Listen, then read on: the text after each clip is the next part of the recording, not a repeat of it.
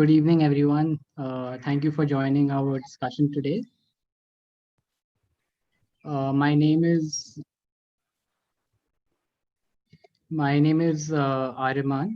I will be in conversation today with our two esteemed panelists, Professor Mihir Shah and Professor Aseem Shrivastava. Professor Mihir Shah is an economist who served as member in the Planning Commission from 2009 to 2014. In the 1980s, one of the most iconic people's movements in independent India's history swept the Narmada Valley in opposition to the damming of the great Narmada.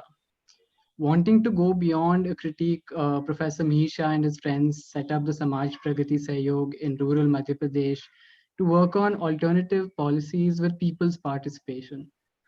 He currently chairs the Government of India's committee to draft the new national water policy and is a distinguished professor at Shiv Nadar University. Professor Aseem Shrivastava is the author of the book Churning the Earth with Ashish Kothari. The book is considered a landmark work for bringing together a comprehensive analysis of India's developmental history and offering a vision for alternatives. Since 2005, he has been working independently, researching, writing, and lecturing nationally and internationally on issues associated with globalization and its multiple ecological and other impacts. It can be safely said that both of them are among the most original and bold thinkers in public discourse today, whose work has been in the service of people and the earth. A very warm welcome to you, Mihir ji and Aseem ji. Thanks. So to start today's discussion, I'd say that we are going through an extraordinary time in human history. The COVID-19 pandemic has caused unprecedented situations across the globe in terms of politics, healthcare, economy, and law. In India, we were witness to a crisis of stranded workers, hunger, joblessness. Today, economic inequality seems to be at a historic level. Old social problems don't seem to have gone away. The sword of ecological catastrophe is hanging over us. It's interesting to note that both economy and ecology are about the eco or the oikos, the home. Ecology is the science of the home, and economy is the management of the home. The contradiction of the management of the home with the science of the home seems to be a peculiar predicament that we find ourselves in today. So perhaps all this calls for a fundamental rethinking of our ways of being. An important part of that is economic policy, which is designed in small pockets of power for crores of people across an entire subcontinent. So how do we understand our present situation and what needs to be done next? This is something that we will be exploring today. Mihiji, I'd like to begin with a question for you. John Maynard Keynes is considered one of the most influential economists in history. His work transformed economics. It brought many countries out of an economic stagnation that seemed impossible for them to escape at that time. Interestingly, some of his initial work was on India. In 1928, John Maynard Keynes wrote the essay Economic Possibilities for Our Grandchildren. In that essay, he looked forward to a time when people could live without worrying about the basic necessities of life, in communal harmony and with leisure. However, he also warned, and I quote, "But beware, the time for all this is not yet. For at least another 100 years, we must pretend to ourselves and to everyone that fair is foul and foul is fair. For foul is useful and fair is not. Avarice and usury and precaution must be our gods for a little longer still. For only they can lead us out of the tunnel of economic necessity into daylight." So Mihiji, it has been 100 years since these words were written. How do you feel about his prescription and prediction? And how might Keynes have thought were he alive today? Well, I first want to say that it's quite amazing that you have read this essay. It's an obscure work of Keynes's, his early work, but I think it's a remarkably insightful essay. And what he's actually saying is, he's regarded as perhaps the greatest economist of the 20th century. And we have here the greatest economist of the 20th century. What he says in this essay is that the economic problem is not the permanent problem of the human race. He says the permanent problem of the human race, because the economic problem will get solved, as he says, within the next 100 years. But the permanent problem is how to live wisely and agreeably and well. I repeat, how to live wisely and agreeably and well. That is quite amazingly the question that occupies the mind of the person regarded as the greatest economist of the 20th century. So I think what he was saying was that within 100 years, the development of the productive forces, as Marx might have said, and Marx says something very similar in volume 3 of Capital. He speaks of the realm of necessity and the realm of freedom. So the realm of freedom arises once the realm of necessity has been taken care of, which means you have developed the economy to an extent that no one needs to sleep hungry at night. Nobody needs to be uncared for. We have enough in the world. As Gandhiji always said, there is enough to meet everyone's need, but not everyone's greed. So I think what Keynes's intuition and what Marx was sort of saying was that with the development of capitalism, within 100 years after Keynes wrote, we would be in a position where the economic problem need not actually occupy us at all. And just as it comes to my mind that in 2008, actually, at MIT, there was a conference of economists. And, they were very renowned economists, many Nobel laureates. They actually held an entire conference to discuss just this essay. And mind you, they were very sympathetic to Keynes, okay? So in 2008, these guys get together and they say, look, this man, they admire him in other respects, but this whole proposition of his that the economic problem will go away, etc., they say he didn't know what he was talking about. They pour scorn on him. They berate whatever he was trying to say in this essay. So, it's very interesting that what sense should we make of what Keynes has said? And here is what, I can offer as the way I think I would like to look at it. And this is very simple. I think both Marx and Keynes imagined that capitalism, firstly, was necessary to solve the economic problem, and through different mechanisms. Marx had a different mechanism in mind, Keynes had a different mechanism in mind. Schumpeter, one of the most insightful economists of the 20th century, had a very different mechanism in mind. But all three thought that fairly automatically and fairly easily, we would be able to go beyond economic questions to the deeper questions of life. But I think what they missed is that capitalism itself, which creates the possibility for overcoming these problems, actually also creates the impossibility. Because what it gives rise to is the kinds of things you were describing earlier. Huge inequalities, it gives rise to an ecological crisis. And therefore, something else is required. A repositioning is required. Why is it that we are not being able to go beyond capitalism? And I'll elaborate this hopefully as in the course of our discussion. But what I want to say here, very in brief, is that unless the fundamental aspirations of the people, what is it that we are looking for? If we equate more and more economic prosperity and wealth with the achievement of happiness, with what Keynes calls living wisely, agreeably, and well, then we are not going to get there. We need a fundamental reorientation, and that is what Gandhiji spoke about, what Babasaheb Ambedkar spoke about. I recently wrote a paper on what I call the political radicalism of Ambedkar's spirituality. Ambedkar is not associated in normal understanding with a spiritual standpoint, but that was fundamental to what he stood for, because he could see that without that reorientation, we will neither be able to solve the economic problem nor achieve the deeper goals that humanity may set for itself in life. So I think we need to reflect more on what that change is.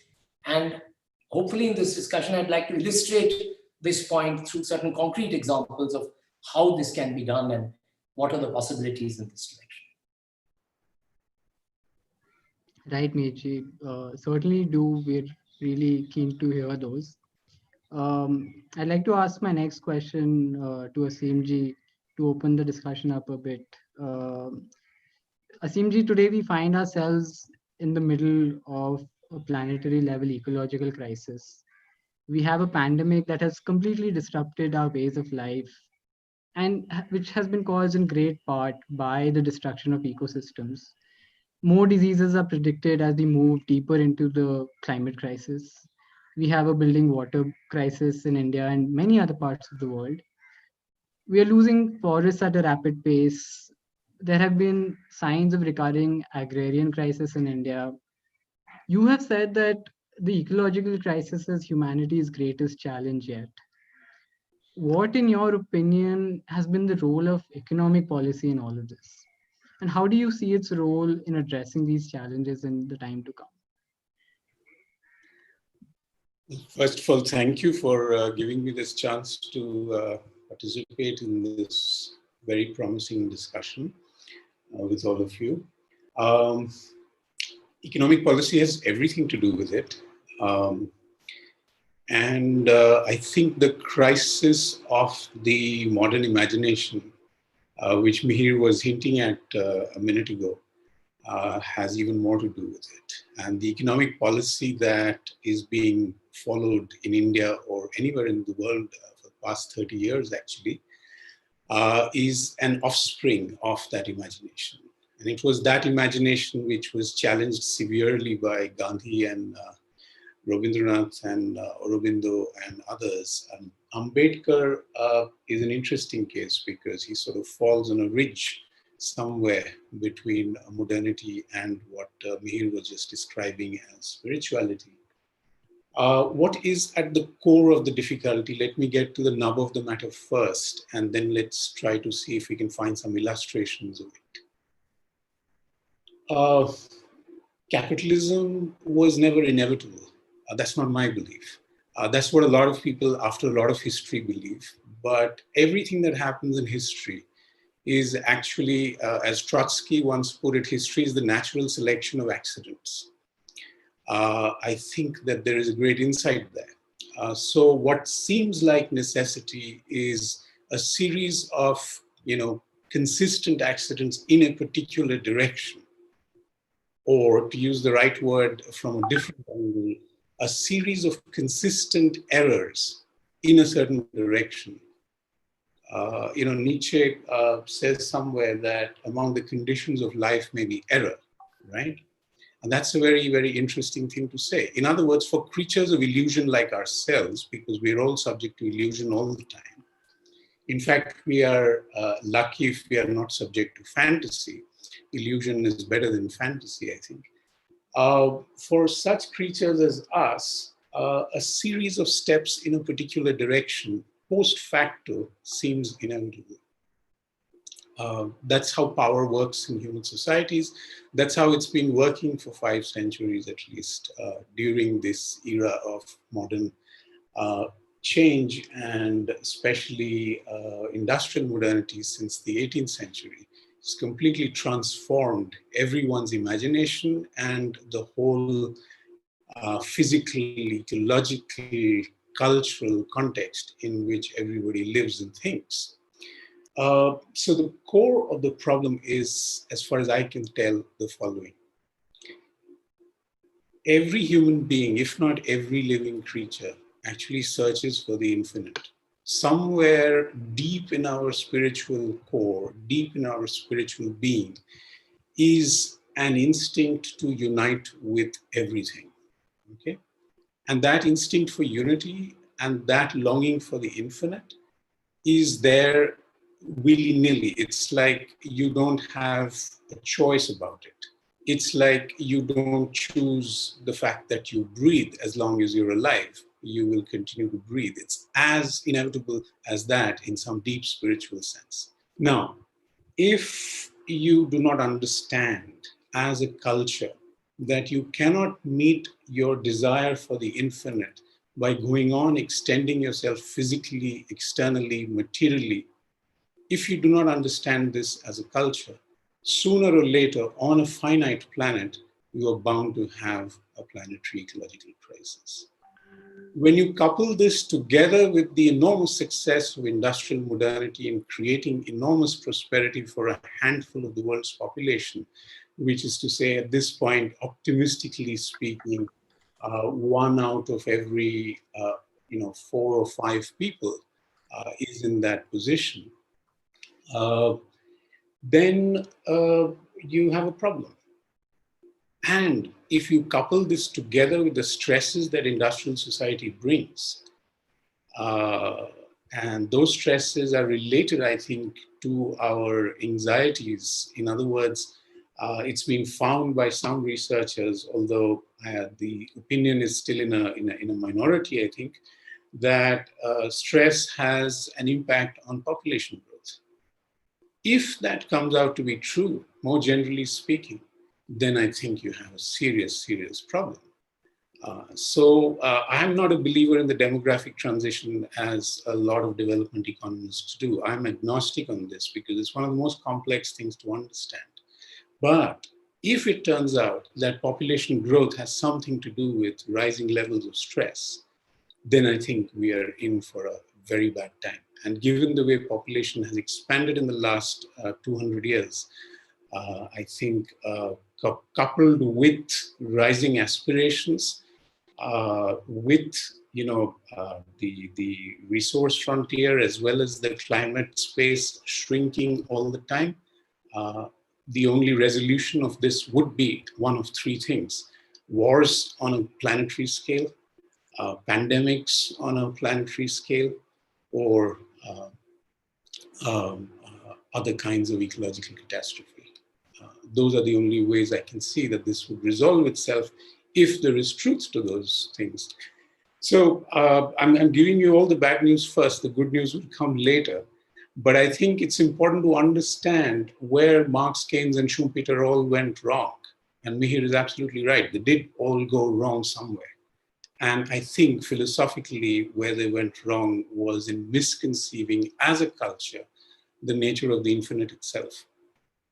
Now, you might say there is no such thing as the infinite, in which case, we can have that discussion elsewhere. But if you agree that there is such a quote unquote thing as the infinite and an infinite longing for it, irrepressible in our natures, then sooner or later we'll get around to looking for it.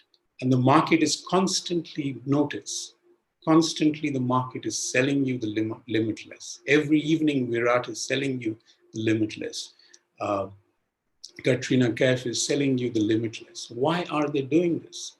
Yeah. So the market is the corporate route to look for the infinite. If you don't have metaphysics available to you, if your culture does not have much talent for it left anymore, then that's what you will do. And there you have the problem.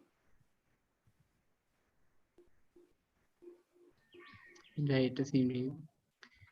So you've taken the conversation a bit deeper now, I think. And I think there are some questions around some of these economists who have been held in such high esteem, and you've raised them right at the beginning. On this note, I'll ask Mihirji. The economics profession itself has come under a lot of criticism. Many people today hold it responsible for the ecological and economic injustices that define our present moment. Your teacher, Miss Joan Robinson, famously said that the purpose of studying economics is not to acquire a set of ready made answers to economic questions, but to learn how to avoid being deceived by economists. But surely it has a human side to it as well. Today, we have an entire development sector working to humanize resource distribution in developing countries. The latest Nobel Memorial Prize in economics was awarded to developmental economists including an Indian, for their experimental approach to alleviating global poverty. Are these things not a good sign, according to you? Okay, I think before I answer your question, let me get into the statement by Joan Robinson. This is it's one of the statements I've carried with me since I was a student of economics. And I think it's important to understand where that is coming from, because that actually hits at the roots of what economics is as a science. Because we tend to think of it in the, mainstream economists in the mid 20th century wanted to pattern it on physics with the objectivity that physics gives you. But I think what Joan Robinson is pointing to is the way economics functions. It functions within a system of power relations, which determine knowledge itself. What is true is not independent of the kind of structures of power in society. And in that context, I just wanted to mention the quotation from Ambedkar, for example, that is featuring in your series. And I requested the organizers to actually complete the quotation, because the quotation says, and a lot of people were already writing to me that this sounds like a very cynical assessment, that history shows that where ethics and economics come in conflict, victory is always with economics. But the very next sentence in what Ambedkar is writing there, he's saying vested interests have never been known to have willingly divested themselves unless there was sufficient force to compel. So he's linking, in a sense, he's explaining, if you like, what Joan Robinson is trying to say, that it's forces, the balance of power in society actually decides how economic policy gets determined. And I think that is something we need to bear in mind when we study economics and try to understand why we find it useful or not so useful. It depends from whose perspective you are looking at the policy prescription. So I think it's very important to recognize that, and what implications that has, I'll just spell out, in terms of what can be useful or good news, as you said, in economics. The other problem, of course, with the subject is that there's been a great emphasis on what they call parsimony, which means make your model very elegant, as elegant as possible. And by a very simple model, let's try and explain what's happening in the world. This has been the trend in economics, at least since the mid 20th century. This is not the way the classical political economists looked at economics. But certainly in the 20th century, initially the attempt was made to have these very simple models. But if your model is so simple and so elegant that it has no connection with reality, which by its very nature is fairly messy and is not capturable in these linear kind of simplistic models that, every student of economics, even today in the mainstream universities, that's what you're being taught. So I think we need to, if you want to understand where economics should go, and in some respects, I'm going to share with you a little bit of where I think the promising signs are, then I think we have to keep these kinds of limitations in mind. My good friend Abhijit Banerjee, recipient of the Nobel Prize that you spoke about, to be honest, I don't regard that as terribly good news. I'm very happy for him personally, but I've documented this well elsewhere. The emphasis on randomized controlled trials is not something which social sciences are very amenable to. Under only very, very highly restrictive and unrealistic conditions can you actually conduct those kinds of trials. And direct cash transfers have huge limitations, which I teach in my courses, and also, of course, is a well-developed subject. So I think the challenge is to make economics useful, and what do we do to do that is what I thought I can say in response to your question. I think the first thing, which we have been already alluding to, is that you need to redefine your goals. It's a very simple point. If you measure well-being and prosperity only in terms of how high your rate of growth is, especially in the last 30 years, even in India, I mean, the main discussion, whether it's among economists or in the media, what's going to be our rate of growth? This fixation with this figure, as if it answers all our problems. But you look at the most important things in life. Have we achieved those in the last 30 years? I'm talking of sanitation, nutrition, health, education, water, food security. has the adherence to a free market fundamentalist economic model actually helped us achieve any of these?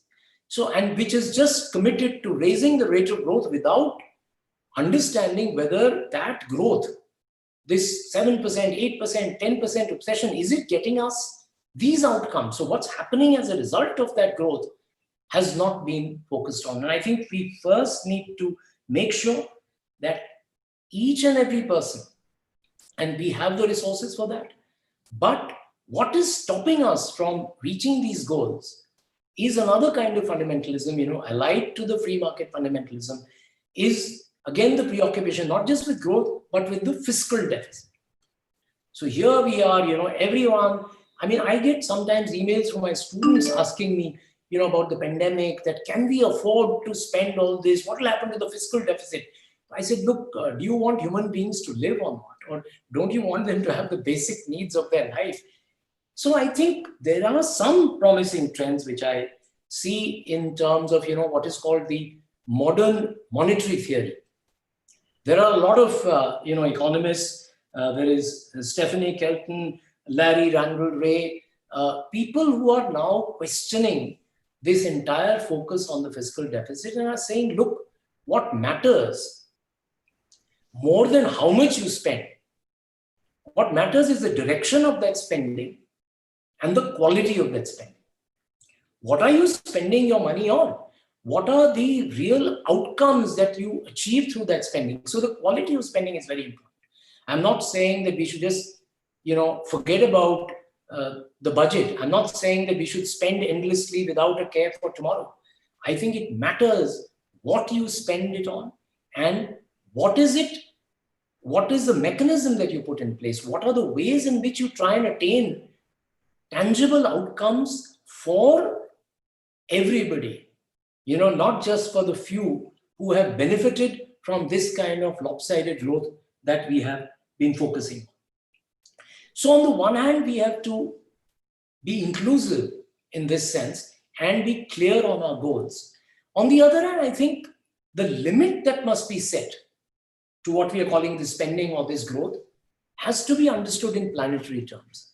We have been alluding to this ecological crisis, and I think it's extremely important to understand that the economy is only a very small part of the larger ecosystem. If we don't understand that, if we don't recognize that there are definite limits that we have to recognize on the extent of the depredation of the planet that we are doing. And this pandemic is only a reminder. I would say it's actually as gentle a reminder as we could have got at this point of time. At the level of exploitation of natural resources that we are doing, I think this is the least that could have happened. It's a wake-up call. It's a very definite wake-up call. And again, as we go forward in our discussion today, I'd like to illustrate it in very concrete terms. But in general terms, we have to understand that unless economics is aware of its location within the larger ecosystem and as a part of the larger social sciences, unless we recognize the arrogance of economists, I was a student at the Delhi School of Economics. I'm just telling you an anecdote which illustrates, and there is, fortunately, also a department of sociology. There's also a department of geography, actually.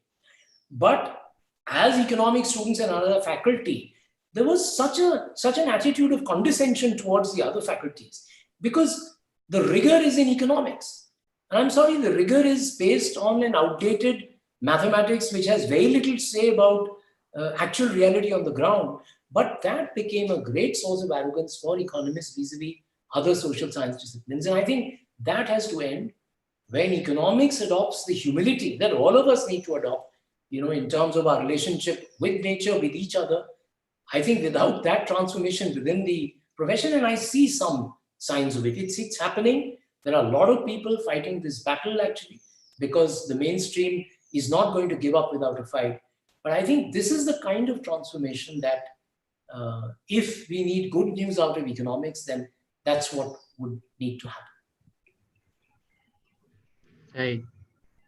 Aseemji, I think you would have related to what Mihirji was saying. You have yourself been to Delhi School of Economics. You did your PhD in environmental economics later from Amherst. And from what you have told us, you were not very happy with those departments. And I think the work that you did later must have come like a bit of a shock to some of them. What you did in churning the earth. And you yourself have spoken about how you were surprised to see the changes that India had gone through when you came back, and not so much in a good way. So, you have held globalization responsible for many problems that India is facing, including the displacement of communities, the vanishing of livelihoods, grabbing of land, and ecological breakdown. Don't you think that at the same time, globalization is the reason for whatever prosperity India has been able to achieve and become competitive at the international level? Well, everything depends on what you think of as India and how it becomes wealthy. I think what Mihir was saying a while ago is exactly right, which is that the way, I'm going to put it in my words, the way you get wealthy is going to determine significantly how the wealth is distributed, how sustainable that wealth is, and a whole set of other things. Okay, so the way, the means is all important. Remember what Gandhi said about this, which is that you never have any control over ends and consequences in this world, but you always, always, always have control over the means, right? So supposing we accept on Independence Day, like loyal patriots, we accept that it's important for the country to grow wealthy. Okay, there's so many ways of doing it, right? What you have seen in the last 30 years is probably among the most unsustainable, unfair, precarious modes of doing it, right? So that's the first point to understand. And I think the classical economists had very interesting ideas about this. If you look at people like Ricardo or Marx or later on Straffa, they had very interesting ideas about how distribution, production, consumption, all these things are intertwined, interlinked. So the theories of value, the theories of distribution, the theories of growth, they were all intertwined with each other. Unlike the modern neoclassical models, which have actually splintered them completely, to the point where economics is basically third-rate mathematics for the most part. And it's only impressive to look at in the journals, not very helpful when it comes to grasping the world and to actually taking wise decisions in the world. The reason why globalization has precipitated this ecological chaos shouldn't surprise anybody. Because if you go back 30 years, and I was at that time a graduate student like some of you in America, in Massachusetts, and it was evident, even before the whole process began, it was evident that what you're going to see at best in India in the post-communist era was capitalism for 200 million. And that's what I said to myself and my friends in those days. At the best of times, that's what India will be able to achieve, which means it's not going to be sustainable even for the wealthy in the end, because of the kind of vociferous forces that this kind of wealth accumulation would be generating. So it is pretty obvious ex ante, before the process unfolded, what's going to happen. And then you had enormously influential, powerful economists like Larry Summers, who's advised the US government, who's been on Wall Street, who's headed Harvard University and other places, coming out and saying that we should be exporting dirty industries to the third world. This was a memo of the World Bank that leaked in 1992 December, published in The Economist as Let Them Eat Pollution. In which Summers makes a very strong, logically impeccable case, but morally outrageous case for why dirty industries should be shipped to the third world, to China, to India, to Indonesia, and so on. Now, as they say, one way of predicting the future is to create it, right? If you have the power to do that, then you become a prophet. And Summers is the kind of dystopian prophet of our day, in the precise sense that now you have exactly the world which they conceived 30 years ago, which is to say, a terribly unequal world, okay, a terribly unjust world, and an unsustainable world, which is on the brink of ecological catastrophe and chaos. All this was foreseeable, all this was said by many of us 30 years ago. It didn't take rocket science, it didn't take a prophet to understand what was going to happen. And now you have it. So, if you want to understand the elementary logic of this kind of unsustainable globalization and why the inequalities it is generating will create terrible ecological consequences, and you want to see the link between inequality and unsustainability, it's not very difficult. So, if you create a society in which a handful of people corner most of the wealth, and most people are rendered poor or remain poor or certainly precarious, and then you create a large class of aspirants in the middle, how will you tackle environmental challenges? You'll tackle it in the following way. If you're poor, let's say you are in the countryside, most poor people are in the villages, right? Whatever relationship you had to the land, to nature, to trees, to water bodies, etc., all that is going to assume secondary importance. The main item on your agenda is going to be getting food for your children and yourself, right? So you're not going to care as much for nature. How are the rich going to handle the same kind of challenge in an urban setting? If you have more air pollution in the city, do you find any of the rich suggesting that we reduce the number of cars, that we reduce the amount of coal power generation, etc.? No. That we reduce the mechanization of agriculture? No. What do? We buy air purifiers, we buy masks, we roll up our windows and turn on the air conditioner when we are out in the car on the street, right? So, in other words, the rich are able to live in green bubbles. The poor care much less for the environment. What you're going to get is exactly what you have. All this is very predictable. None of this is rocket science, right? And none of this was ever really discussed. In India, certainly not. And even abroad, in public discussions, very little. So the race to the bottom, and this is the point about competition and why the economists, including Mr. Keynes here, is so wrong. In the long run, foul does remain foul, which is to say, if you have structured a whole economic system on a kind of moral paradox like that, then be careful. Okay, be careful. In the long run, you will get from the same competitive forces some terrible outcomes coming out, such as the race to the bottom that globalization has generated. So nobody wants to come second, and everybody is willing to cut open their own stomachs in order to avoid coming second. And what the hell is this except irrational ecological idiocy? It's again quite a predictable outcome of the sort of Adam Smith kind of market model taken to a neoliberal global extreme. I mean, Smith was a lot more sophisticated than this, but the followers or the paraphrasers or the interpreters of Smith within the economics profession have now brought the world to this point, right? And nobody takes intellectual responsibility for this. What is so remarkable about it? So, I mean, I'm with Nassim Taleb when he says that there's no skin in the game for the economist. If a plumber doesn't do his work and the faucet doesn't work properly, you don't call the same plumber again. The same doesn't happen with an economist. He gets to ruin more than one country, even if he fails the first time.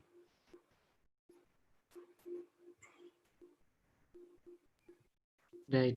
Aseem, if I may just ask a small follow-up question. In the wake of the pandemic, we have had somewhat of a new focus on localization. Some people have called this economic nationalism. But in India, we have had the government launch the Atmanirbhar Bharat scheme, and the Prime Minister himself has been encouraging Indian citizens to consume locally made products. So, are you encouraged by these developments? The Greeks used to use a word called rhetor for politician, and rhetoric comes from there. Yeah, and rhetoric, by the way, was a keenly studied art in the classical world. It's now seen as mental rubbish, or just literary flourish or something like that. What you said made me think of it, because our governments have, as a rule, been very good at making announcements, announcing schemes, etc. Uh, where is localization going to come from? It's not going to drop from the sky. All your policies are aligned towards exclusive globalization, India becoming, in their imagination, in their sort of fantasy economics, becoming the number one investment destination on the planet, and so on. In that sort of an ease of business sort of frame of mind, where is localization going to come from? I mean, you have 800 crafts listed under the government of India. Not one of them qualifies as an industry. That's how much respect our governments have shown to the craftsmen, right? Even small countries like Vietnam, Indonesia, Thailand, of course, South Korea, have done enormously better than India when it comes to ensuring that the craftsman gets to practice his craft. Jobs, that is to say livelihoods more precisely, are generated for such people. Wherever possible and necessary, technical upgradation tools are supplied. Marketing is made available, credit is made available. There's all sorts of policies which you can carry out at a micro level to actually create a large light industry base, which is the way you should have gone all along from 1947. The heavy industry path was not the way to do it.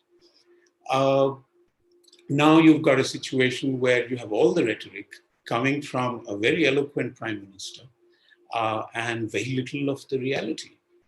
And the actual reality is that, you have a $45 billion trade deficit with China. You're not going to be able to reduce your dependence on the outside world. I mean, in this case, the call for self-reliance has very little economic logic behind it. It's a military and strategic logic. It's a geopolitical logic. Let's be clear. And even that is being pushed in a rather limp, lukewarm kind of way, for obvious reasons. Because in any of the rooms in which any of us is sitting right now, there would be 100 things made in China. And what are you going to do about it? And how did they get here is the important question to answer, which will lead us to ask very interesting questions of our policy elites over the last 30, 40 years. So, so it's mostly slogan. It means very little. This kind of Atmanirbharta. I think a lot has to be done and a lot must be done. Otherwise, India as we know it is not going to survive.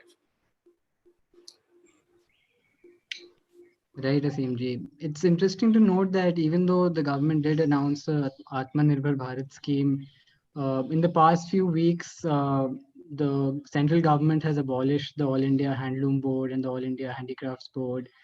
But there hasn't been a lot of reasoning given along with those notifications, and I am at least not aware of any public consultation on what policy will come next. Perhaps they have something in mind. But for the moment, I'll move to our next question for Mihir ji. Mihir ji, I'll just pick up on what Aseem ji just spoke about, being competitive at the global level. So India is looking to be competitive on the world stage today. It wants to compete with the biggest players, whether it's America, China, Germany. That is the aspiration. And corporations like Apple are being wooed to set up manufacturing facilities in India. The government has been aggressively pursuing the ease of doing business rankings to the extent that it has used this reason to dilute key environmental regulations in recent days. And in fact, there has been a very energetic campaign from students and people's movements across India to oppose these dilutions. There have been lakhs of objections received by the ministry. And there have been a number of policy decisions announced by Nirmala Sitharaman when she said that they would like to open up 200 new mineral mining blocks across India. This is at a time when climate scientists are telling us that we must shut down coal now. So, is there a fundamental problem with the competitive mindset being the default mode of policy making? And here I would like to just bring up the fact that Adam Smith, who Aseem ji was referring to earlier, one of his most famous quotes today, one often repeated, is "It is not from the benevolence of the butcher, the brewer, or the baker that we expect our dinner, but from the regard to their own interests." The Swedish writer Catherine Marcel, however, points out that when Adam Smith moved to his mother's home to write his celebrated book, The Wealth of Nations, it was the benevolence of his mother that provided him his dinner every day. Some of your own work has been on cooperative governance for water resources. So, all of this leads me to ask you, what, according to you, is the place of competition and what is the place of cooperation in a more human world? I must begin with making a defense a little bit for Adam Smith, actually. Because, as Aseem was saying earlier, Adam Smith actually has been terribly misrepresented. And, those who are listening, I mean, if you want, I think Amartya Sen has really tried to correct the balance here. Partly, it's not so much about the grandmother feeding, whatever. I mean, it's partly a joke. I mean, that way there is benevolence in, everyone's life. But the fact is, the theory of moral sentiments, for example, which is his other very major work, it's not extolling the virtue of selfishness. The way people like Ayn Rand have interpreted, whatever has been written, it's completely wrong. I mean, it's a misrepresentation of a very sophisticated thinker who was trying to figure out a lot of things. It's not that he is saying that be selfish and everything will be fine. In fact, cooperation is very much part of the kind of architecture of human living that he's talking about. And even more pernicious actually is the kind of,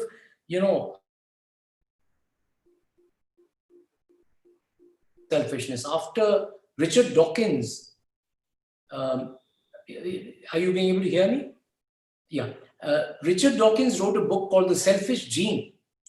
So students all over the world were actually being taught, in fact, by neoclassical economists, that look, not only is selfishness good, we have no escape from it because we are genetically coded to be selfish. Now, it's really important to emphasize that all advances in evolutionary biology are saying something very different. They are saying that cooperation has had an immense contribution to make in the survival and the flourishing of the species. It's not true, even purely biologically, to say that we are, by nature, we are selfish. This is the kind of argument even in the classroom I would get from a lot of my students. But so, we are after all selfish creatures. I said, who has told you that? I mean, if you reflect on your own lives, I mean, you see so much of what people do, and there is a whole, experimental economics going on trying to assess behavior of people in groups, and altruism and cooperative behavior are seen to be very widely present. So I think this kind of, this is another kind of fundamentalism which says that this is science, and so selfishness is good and scientifically ratified. The fact actually is that, let's, I was saying earlier, let me illustrate some of these points, and you mentioned water. So what would be a scientific attitude to take towards any reality that we are trying to, say, devise a policy for, okay? So wouldn't you want to understand the nature of the resource? So suppose water. What is water? What is the character of water? What is the nature of water? Okay? And then you to see whether what you're doing with water, and it'll answer your question about coal, etc., because this is a question really about our attitude towards nature. But I'm illustrating it very specifically because it's important. Otherwise, we keep talking in very high order things. So the fundamental nature of water, which anybody can see and observe, is that it is an interconnected common pool resource. Which means that suppose you are a farmer, or even if you're a citizen living in a city, the water below the ground, Gurgaon entirely depends on groundwater. So the water that you draw from below the ground actually does not exclusively belong to you. So you can privatize land ownership, but you cannot privatize ownership of water. It cannot be defined like that. It's a fugitive resource. It moves below the ground. And so the aquifer, the underground reservoir of water, which we draw through our wells and tube wells, is something which is in its very nature a shared resource.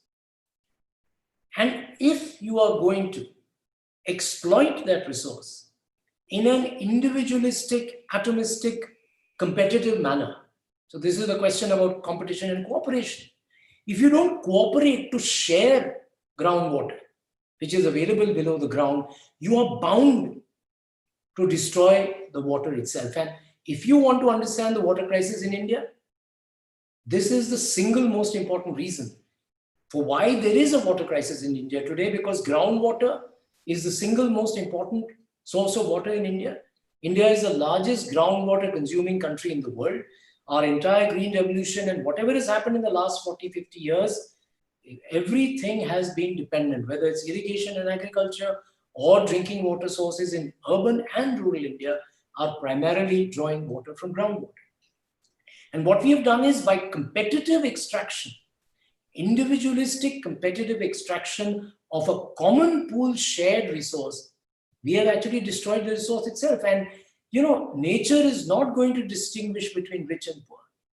So the richer farmers or the richer building owners are able to go deeper and deeper into the earth to take water out, but there is a limit to what nature will support. So it's self-destruction that is inbuilt in an individualized competitive extraction of what is by its very nature a shared resource, and therefore has to be managed with that understanding in a shared manner. It's not only a common pool resource, it's interconnected. So today we have study after study, and you have evidence, visual evidence for any person that the rivers of India are drying up. So more and more we find the flows are reducing. By summer, there is nothing there, or they are reduced to a cesspool of pollution. Now, the single biggest reason for the drying up of India's peninsular rivers in particular is the over-extraction of groundwater. Because where do these rivers get their water after the monsoon? So during the monsoon, it's coming from the rain. But after the monsoon rain stops, the rivers are getting their water from the base flows from groundwater. And if you're going to extract groundwater from such depths below the ground, what's happening is that the flow of water, the direction of flow of water is being reversed. So instead of groundwater feeding these rivers, the rivers are losing water. And so from gaining rivers, they're becoming losing rivers, and they are on the verge of extinction. So, we are a major river valley civilization. And as human history, we know example after example that if we continue to neglect our rivers, when we say that they are so significant for us, they are supposed to be spiritually significant for large, millions of people in our country. But what we are doing to our rivers, what we are doing to water, is an example of what I was saying earlier, that the economic problem will not go away if the way we look at the economy does not change. If we do not understand that the vision that we need to have about nature and about our relationship to nature and to each other, if it is not based on an understanding of interconnectedness and interdependence, this is the kind of result that will be there, and it will adversely impact everyone, rich or poor.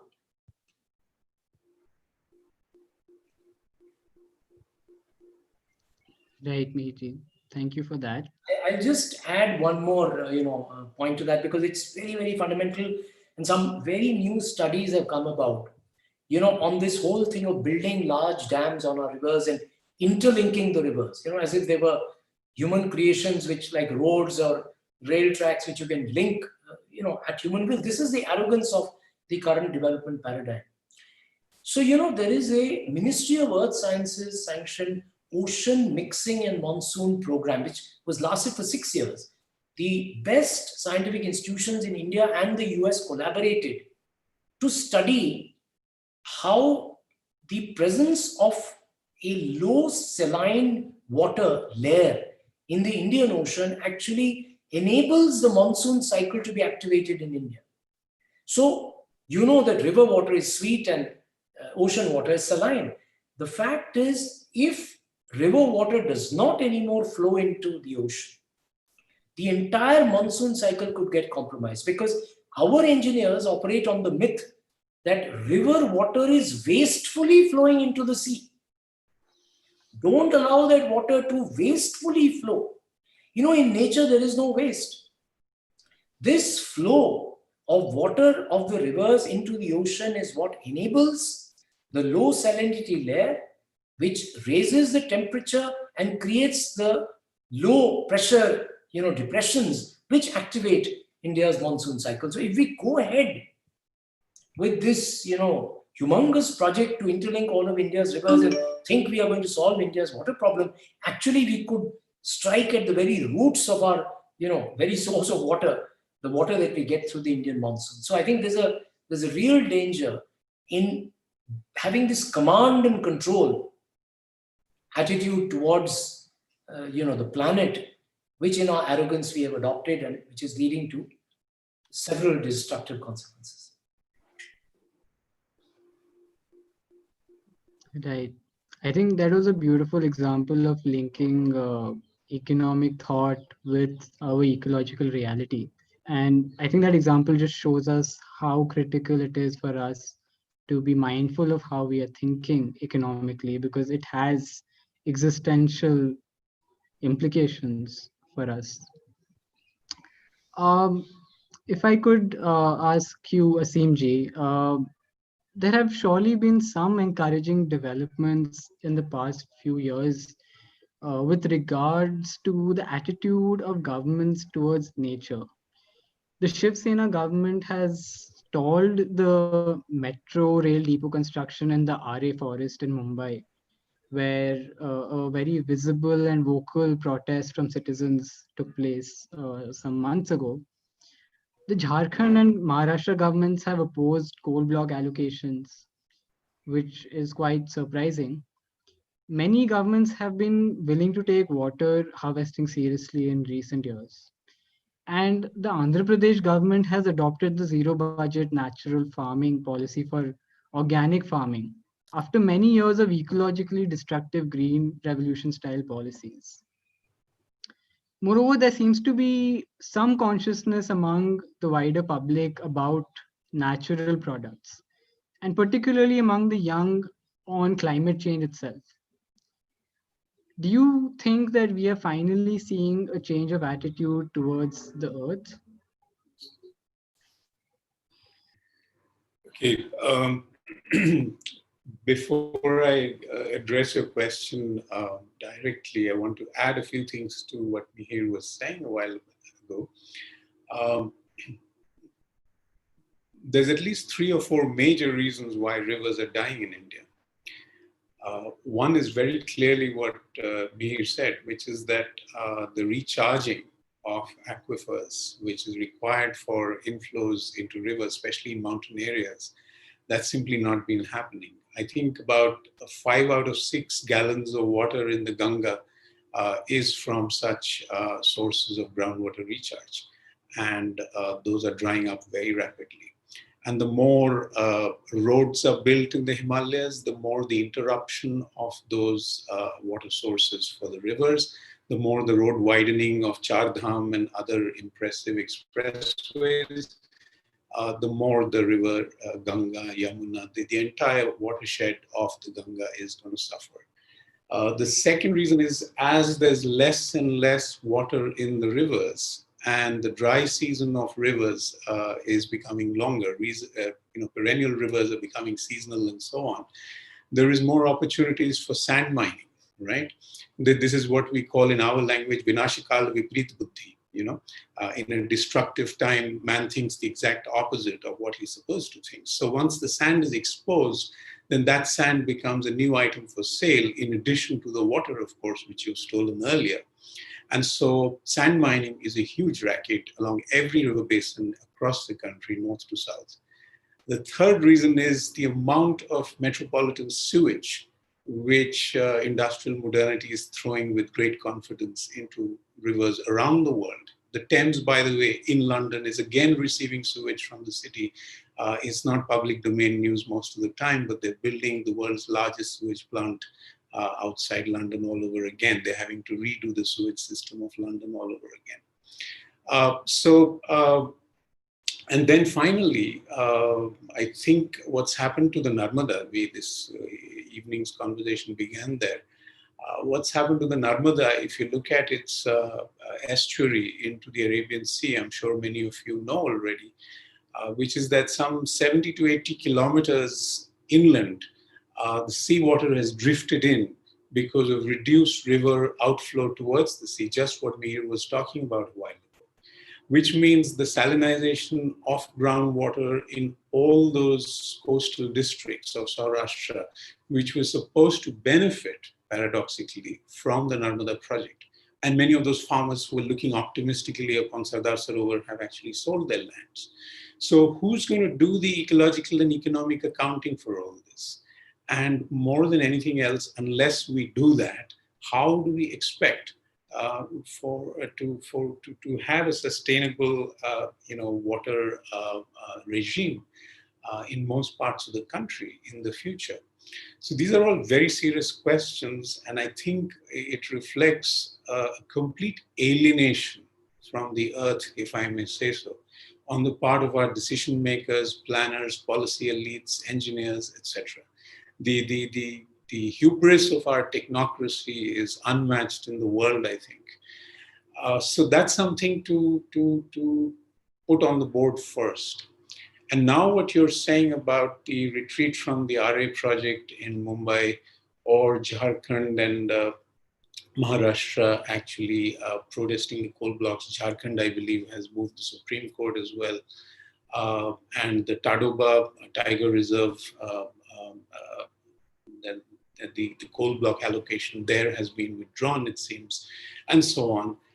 These are all small baby steps in the right direction, but these are very, very small drops in a very large bucket to be filled, if you want to look at it that way. I think it's extremely important that the level of public education on ecological matters is ramped up on a huge level so that there is public demand and constant pressure on every government from the local to the national to start thinking about the earth and nature very differently. Following the Western example, we reduced nature first to matter and then to resource, as though we had no independent imagination about nature in this country. You still have 15,000 sacred groves in India. Where the hell do they come from? Do they come out of European emulation? Is there a single sacred grove left there? So we don't seem to have any cultural confidence in our own ecological imagination. And I think it links directly with our spirituality. I mean, our prime minister and all his cronies, they keep talking about Vasudhaiva Kutumbakam. Why don't they practice 1% of it? You know, I mean, would somebody who believes in Vasudhaiva Kutumbakam come after the coronavirus with a nationalist rifle? Is that the way to tackle something like this? So this is the kind of ecological idiocy which is being sponsored by the state itself after a modern Western fashion, because Trump and Johnson did certain follies, so we must repeat those follies. Instead of learning from East Asia, who had experience of dealing with this sort of pandemic, South Korea, Taiwan, they've handled it much more maturely than India has. We were wasting our time with Namaste Trump and Delhi riots at that time, when they should have been taking steps towards controlling international travel and contact tracing and so on. So our level of maturity when it comes to tackling ecological matters in the public realm, I'm afraid, infantile at this point. So there's a lot of work to be done and a lot of work to be undone, if I may say so. I mean, Rabindranath wrote a play in 1922 called Muktadhara, in which he talks about a dam which is protested, and there's a very nice story about, a tragic story about a prince who actually gives up his life in trying to destroy the dam because it was preventing the water flow to the villages in the valley. This was before a single major dam existed in India. 100 years ago, there were no big dams in India. There were some anicuts and so on, but large dams, the first one was Mulshi in Maharashtra, and that comes in the mid-1920s, which is protested by Gandhian leader Senapati Bapat and his followers, for which he goes to jail for many years.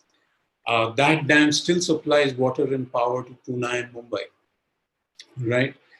Subsequently, you now have 5,000 large dams in India, if I'm not mistaken. So a lot of this, I'm afraid, will have to be undone. And this is not sustainable ways of generating energy. So if you are saying that you're going to move out of coal and you're going to move out of petroleum into renewable energy, and if you classify this as renewable, I'm sorry, this is not sustainable. So I think a huge amount of ecological education is necessary from the primary to the highest levels. If you are going to say that our attitude to the earth is changing and it's going to make a difference at the levels that matter in high policy circles.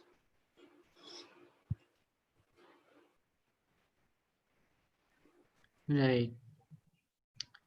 Mihir, I would like to ask you a question on some recent policy as well, and what your feelings are about that. You have argued against cosmetic solutions to the agrarian crisis, such as the loan waivers, which often, if not always, become the central focus whenever the farmers agitate. You have instead called for deeper changes in policy. Recently, the Indian government came out with a new agricultural policy, and Sanjeev Sanyal, the principal economic advisor in the Ministry of Finance, says that these reforms will undo the license permit system going back 700 years to the rule of Alauddin Khilji, which has been tilting markets against farmers for all this while. So it's a pretty fundamental change in policy as being claimed by those who have brought it, not at all cosmetic. And on the other hand, we have had Niti Aayog CEO, Mr. Amitabh Kant, recently echo your views on the need to restore millets in India's food basket, which you have, very beautifully argued will solve multiple problems that are affecting us today. So, are you happy that the government is finally undertaking such deep structural reforms in this area and that farmers will see better days now? Okay, look, to understand, how we should look at the government initiatives, I think we need to reflect on why over the last 30 years, more than 300,000 farmers in India have committed suicide. There has been distress among farmers in the centuries gone by, etc. But this scale of distress is unprecedented in India's entire known history. We have not had something like this before. And I think it's very important, therefore, to reflect very carefully on why this has happened. And I've written extensively about it. I'll give you a brief summary of what I believe are the major reasons for this distress. And the simple answer is that the wheels have begun to come off green revolution agriculture. See, in the 1970s, when we started this new paradigm of doing farming in India, where you used high yielding and hybrid varieties of seeds, heavy inputs of chemical fertilizers, a lot of irrigation, and therefore a lot of pesticides, because of the ecosystem created by this much irrigation was very amenable to pests. So you had pesticides. The focus was on wheat and rice, on monocultures of wheat and rice, which would increase production, and we would live happily ever after. Now, see, we must grant it that food production did increase in India. If you follow a strategy like this, you will get the result to the extent that outputs will increase. But we have to very carefully understand that in that process of increasing output, we increased beyond a point the use of water. So the groundwater distress that I was describing earlier is a direct consequence of this strategy. After that, we need to understand that at least in the last 20 years, it's 50 years since the Green Revolution started, and we are still stuck on that strategy. Any government would need to rethink what they've been doing. But in the last 20 years, what's happened is the more and more fertilizer and pesticide you have applied, it has not yielded the same kind of increase in output that you were getting earlier. Because the capacity of the soil to absorb this kind of chemical input is obviously limited beyond a point. And so what's happening is the cost of production is going up. The cost of these inputs are going up because this is a fossil fuel economy. So, with being linked to oil prices, the cost of inputs have gone up. The impact of inputs on output has gone down. So essentially what's happening is the net incomes of our farmers are becoming negative. And monocultural systems, any player in the stock market knows that in a risky enterprise, you must diversify your portfolio. So the market risk is on the one hand, and the risk of the weather, which agriculture faces, is an additional burden. And what we have done is we have weakened the resilience of the ecosystem of farming in this country by only focusing on two crops primarily. It's not a green revolution, it's a wheat and rice revolution. And the revolution is now unraveling in front of our eyes. So I think it's important to understand. That's why I'm saying just giving loan waivers and then the farmer again spending more and more on the same kind of unsustainable agriculture, or giving higher minimum support prices for wheat and rice. And I'm sorry, even my friends in the farmers' movements are continuing to argue for that. And I'm arguing with them that no, we cannot, we need to argue for a fundamental paradigm shift. And as you said, I think what Amitabh Kant is saying, what the Niti Aayog is saying, not only on millets, but also on what is being called natural farming, the way the government of Andhra Pradesh has moved forward, I think are extremely positive steps in this direction. But a lot more needs to be done. Otherwise they will remain, as Aseem was saying, really baby steps. But I must commend the government for moving in this direction because there is a very powerful lobby. I don't know recently whether you are aware, the Business Standard, which is, in my esteem, quite a, it's a readable paper. It's a business paper, but I read it regularly. They carried a full page ad by the pesticide lobby attacking a few of the, our activist friends who are questioning pesticides. And, I think actually, I saw it as a very positive sign. You know how? Because they are so threatened because the government is bringing a law to ban many pesticides. So I think our struggle is having an impact, and that is producing a huge counter reaction. And that is going to happen. Because remember, the same government which is talking of natural farming, I wrote an article about the budget which was presented. I was asked to comment on it from a water point of view. I said, well, the finance minister spoke about a move going back to the basics and towards natural farming. But I pointed out that 80,000 crores in that budget was a chemical fertilizer subsidy. So unless we change the structure of subsidies, move it entirely in the direction of organic inputs, and we need to support the natural farmers. I've been trying to promote natural farming in the area I've lived in the last 30 years. And we have understood that unless there are storage facilities, transport facilities, infrastructure exclusively devoted to natural farming, if you store your produce along with the chemical produce, it gets contaminated. And unfortunately, there has been a kind of scam going on around the word organic in this country because there is no real validation of whether what is being sold in the market is organic is actually genuinely organic. So I think a lot of changes are required. A package has to be built for supporting a shift, a complete paradigm shift in farming, which goes back to a more diversified cropping pattern before the Green Revolution. India has such a long history of growing millets, pulses, and oil seeds, and every region has its own particular crops because they are in tune with the agroecology of every region. That's the natural wisdom of our farmers, which we have completely, jettisoned in favor of the monoculture of wheat and rice. So we need to very carefully, in every agroecological region, go back to that kind of cropping pattern, which is both diversified and more resilient because it's suited to the agroecology of that region. And the procurement operation of the government of India, which is again 95% or more is restricted to wheat and rice. We have to include a much greater diversity of crops in our procurement operation and make it available to the midday meal program and the ICDS Anganwadi nutritional supplementary nutrition program and the public distribution system. I must commend again the government for the Poshan Abhiyan. If you see the Poshan Abhiyan and its guidelines, it's in the right direction because it is actually acknowledging the major crisis of both malnutrition and diabetes, which is completely summed up in what we have done with the processed foods of the Green Revolution.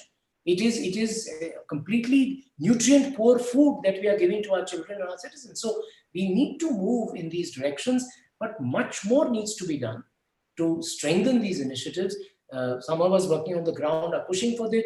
We are also pushing for it in whatever policy leverage that we can do, whether it's in the water policy or in the the entire approach towards nutrition through these nutrition programs in schools.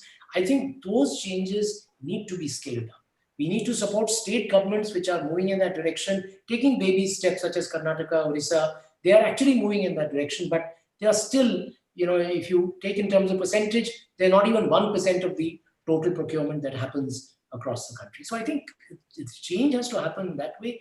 And this Alauddin Khilji business, I'm sorry, but we just go back 50 years and see what was happening in farming. This free market fundamentalism, as if everything that's happened, the procurement operations, without that, a single farmer going to the market is being exploited by the market.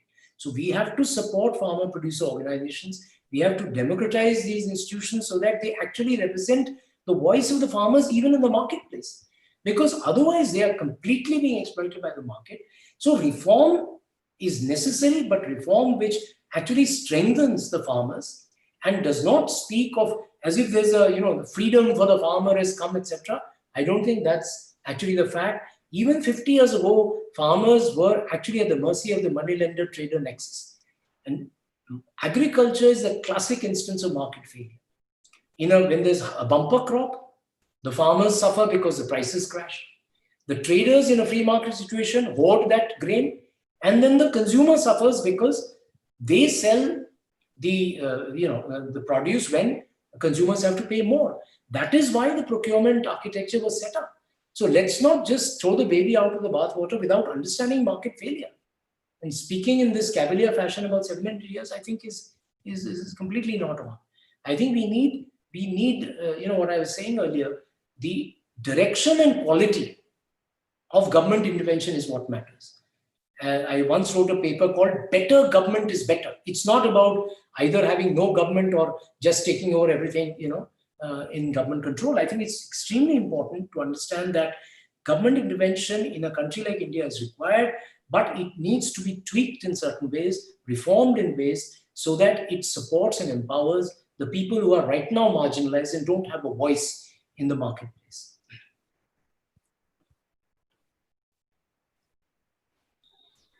Right. Aseem ji, Mihir ji just spoke about some positive changes that have been happening that the government has listened to after many years. Of course, that remains a very small consolation, but the hope is that that is what will define the coming years if we are to move to a better way of being and avoid all the existential problems that were discussed earlier in this discussion. Coming to the present moment, we have seen lakhs of workers return home on foot. It seems that they have not really found home in the city. Economist Prabhat Patnaik says that we should be thankful that at least they have a home to return to. And you have said that you would like to see a revival of local economies that allow people to find work near their homes and work peacefully in farms, forests, and artisanal occupations. Many workers have said that they would not like to return to the city. And some state governments, like UP, have also been proactive in trying to absorb some of these workers in local industries. Do you see the possibility of a humane and ecologically sensible local economies gaining prominence in the coming time? Well, I'm a hopeful pessimist. Um, Otherwise, I wouldn't speak here. By that I mean that, as I see it, um, development as an idea needs to be seriously interrogated. Um, there are all sorts of problems, very, very serious problems, congenital problems with the idea itself. Um, but I don't see that happening. I think that, as I've said before in other public settings, development is as impossible as it is inevitable. It's impossible for ecological reasons, and it's inevitable because that's the only way the elites have learned how to think about the country's problems. What you are drawing attention to is not what would pass for development among the powerful in the world, right? Because they would reduce significantly the role of large corporations. They would reduce significantly the role of big government, and so on, right? All that direction is right. I mean, the point you mentioned about the UP government, and many governments are thinking along these lines, theoretically at least, during the pandemic, because it's made it rather obvious that bulk trading of things like food across global distances is a risky affair. And so therefore, self-reliance is a wonderful idea. But as people keep saying, we've moved from self-reliance to reliance, in a sense, over the last 70 years. So this entire set of things to be reversed uh, is absolutely necessary, and it's necessary within a short span of time. This was the first time that a significant number of, shall we say, aspirant workers said on television screens during their desperate moments while returning home that they're not coming back. I don't know whether they will be able to make on that hope, because that would mean that livelihoods have to somehow emerge in their living locations in the villages. At least they have a home to return to. And I think the point that Prabhat Patnaik is making there is very important, which is that this is not the case in most parts of the developed world, right? There is no village left. Whereas in India, you still have 800 million people or more living in villages or having strong connections to rural life. This is a historical anomaly. If you look around the world, you won't find this large a population which is still living off the land in a significant measure. I don't see how you will be able to proceed with the traditional development thinking from the times of Arthur Lewis and others, that you will move, people from agriculture to industry and services and all that. Certainly, insofar as moving them from a rural to urban location is concerned, I think that's an ecologically impossible idea. And in terms of livelihood, there are no jobs for people waiting in the cities in the age of high automation and nano modernity. I don't think that is going to happen. So in other words, if they are to move out of agriculture, which I think a good many of them have to, then I think the directions in which they have to go will have to be rural industry, will have to be small industry. In other words, you're back to the impossible romantic Gandhi, right? And you're arguing against a lot of conventional wisdom in the mainstream of economics, as well as against people like Ambedkar, who looked upon the village as a cesspool and so on. So a lot of that thinking has to change, and to make the village attractive as a place to live in all over again is absolutely crucial. Otherwise, the demand for development, so-called the demand for aspirational changes, are all going to make the entire development pudding a holy mess, unholy mess in the country. It's what philosophers call a fallacy of composition, which is to say not everybody can come first in class.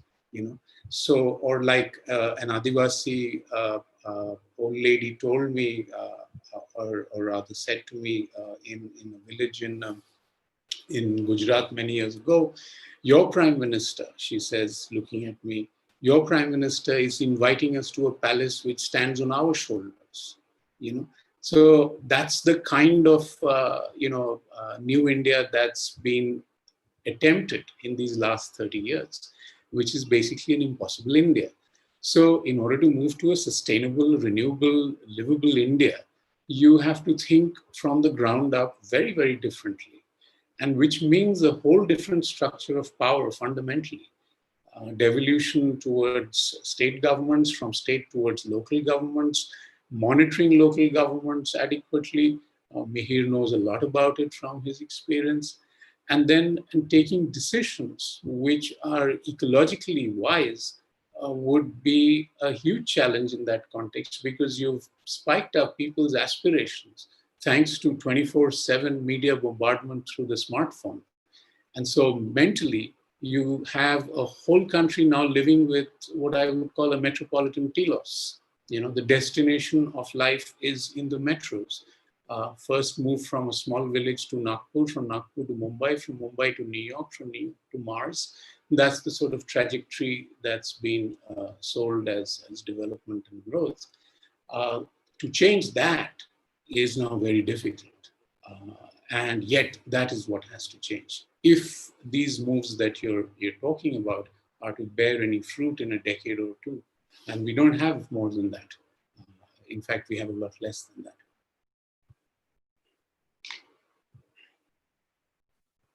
Mihir, would you also like to comment on that? No, I think I would like to say that there are a lot of hopeful signs on the horizon. It's important to, I don't want to give the impression that everything that's happening is going wrong. I mean, so many of us have worked for so many decades. A lot of the changes in policy that you see have been a consequence of the kind of mobilization of the people, of getting the voices of the people who have not been heard since independence to actually make an impact. Because change will only happen then. The Ambedkar quote, which I completed, by the second sentence, which was missing, it will only happen then when the voice of the people, which has not been heard, begins to be heard, because the logic of a democracy dictates that. It's extremely important if people want to get elected. See, why is the move to natural farming? Why did it start in a state like Andhra Pradesh under a chief minister who was at one time called an IT-BT chief minister? He's the high-tech Chandrababu Naidu.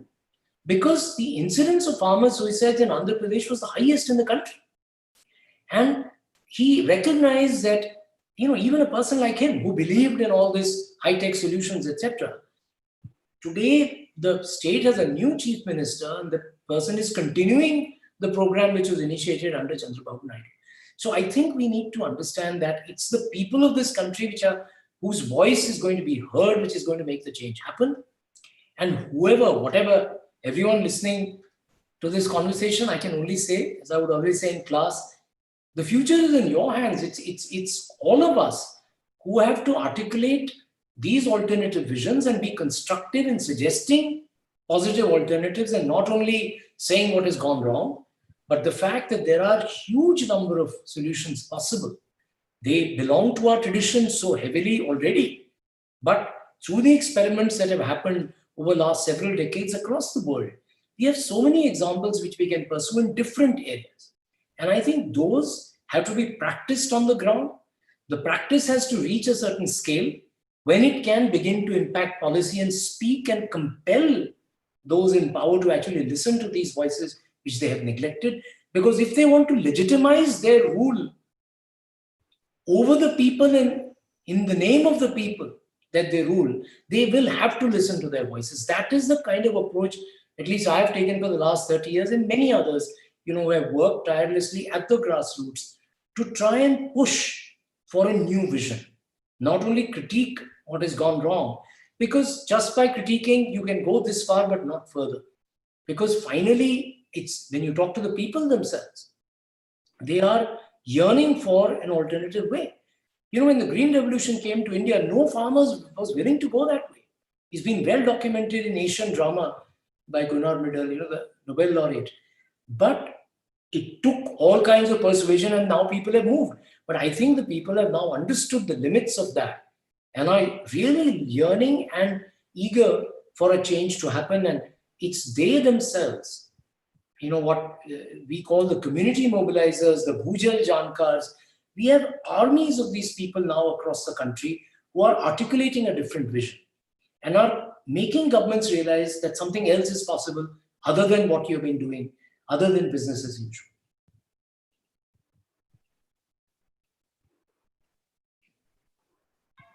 Right. Thank you so much for that. With that, I have come to the end of my own questions, but we have some audience questions which we will take for the remainder of our time. So I'll begin with a question that has come from two people who are watching our webinar, Divya and Simran. Divya asks, could you share your thoughts on the recent debate around the Environmental Impact Assessment Bill 2020? I think she means the EI draft notification 2020. Is it possible to balance development and environmental sustainability? Simran asks that in addition, the draft shows priority of ease of doing business and correcting environmental defiance with economic compensation. Your comments.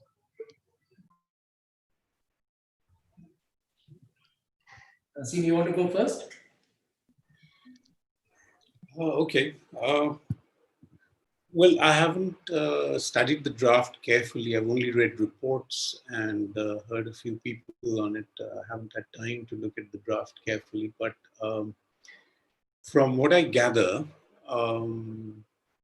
there's a couple of things which are deeply worrying about it.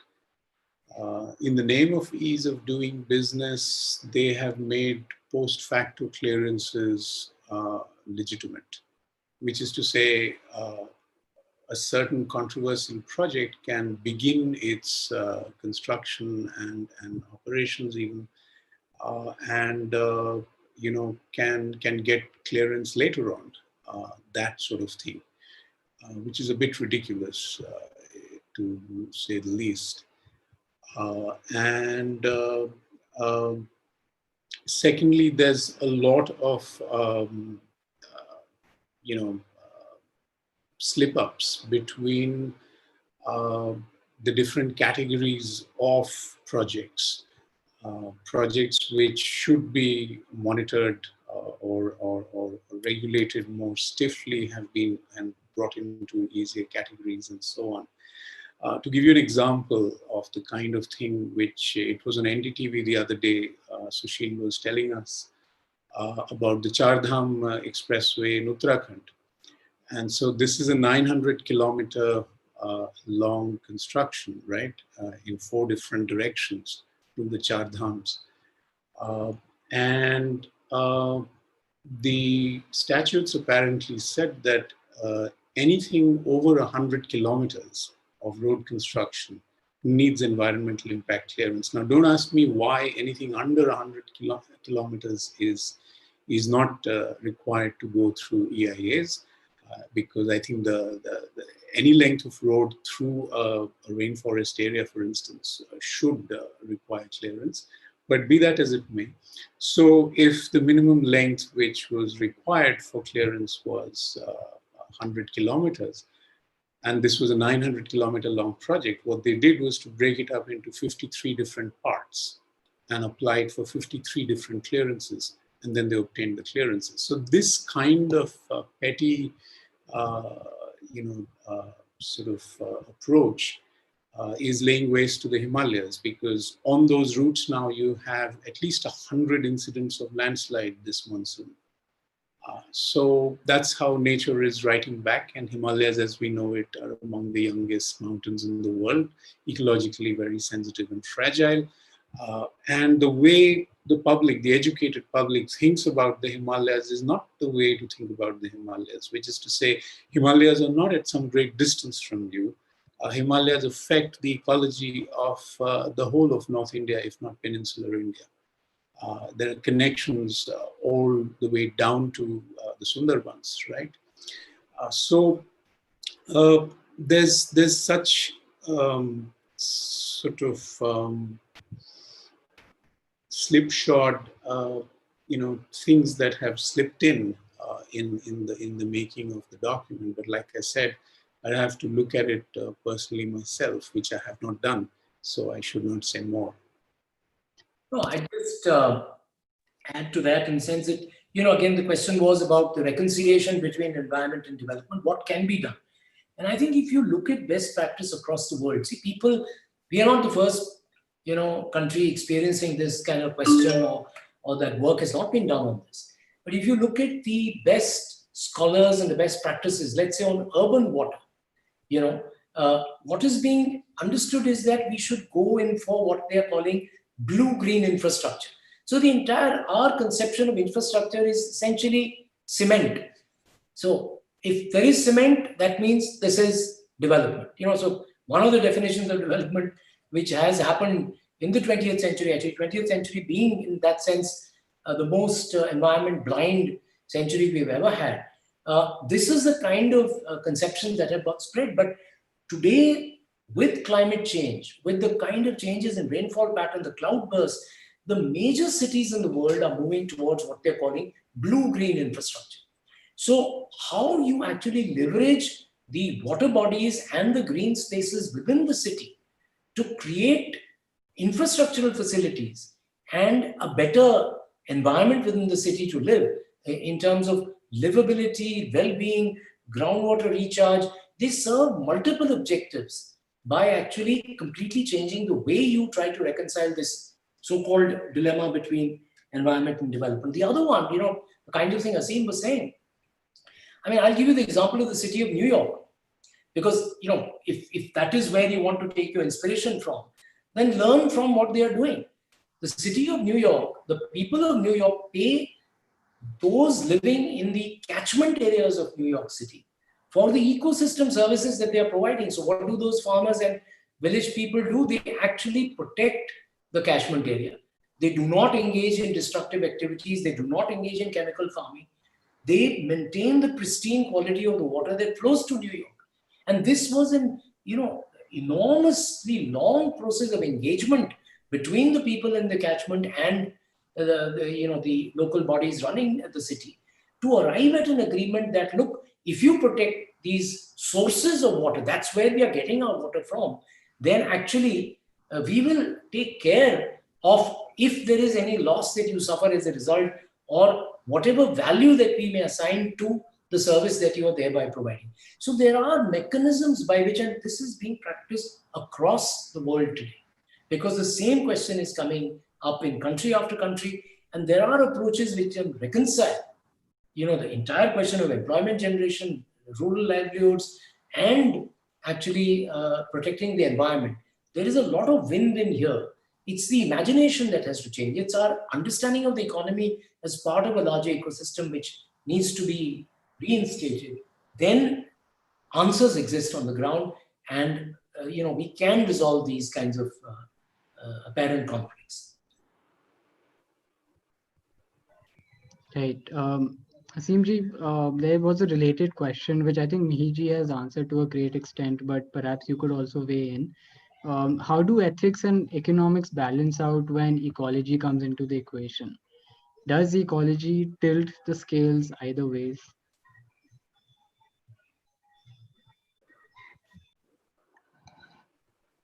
Well, I find it difficult to think about ethics anymore outside of an ecological framework, and vice versa. I think that you cannot think about ecology except except within an ethical framework.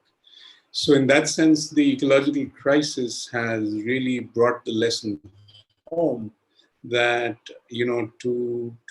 to have social justice, or for an individual to live a fair and just life in the world, our relationship to the natural world has to change. And That is the repeated lesson, both in practice and from reflection, that one can draw.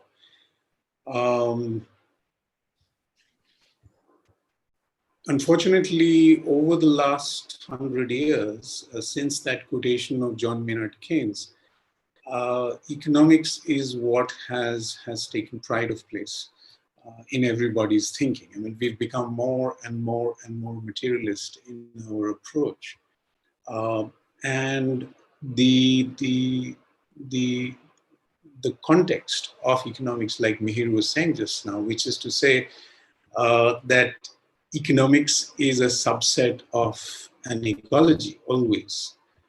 That is forgotten. That is forgotten when the models are made by the economists. That is forgotten by policymakers when they're making decisions.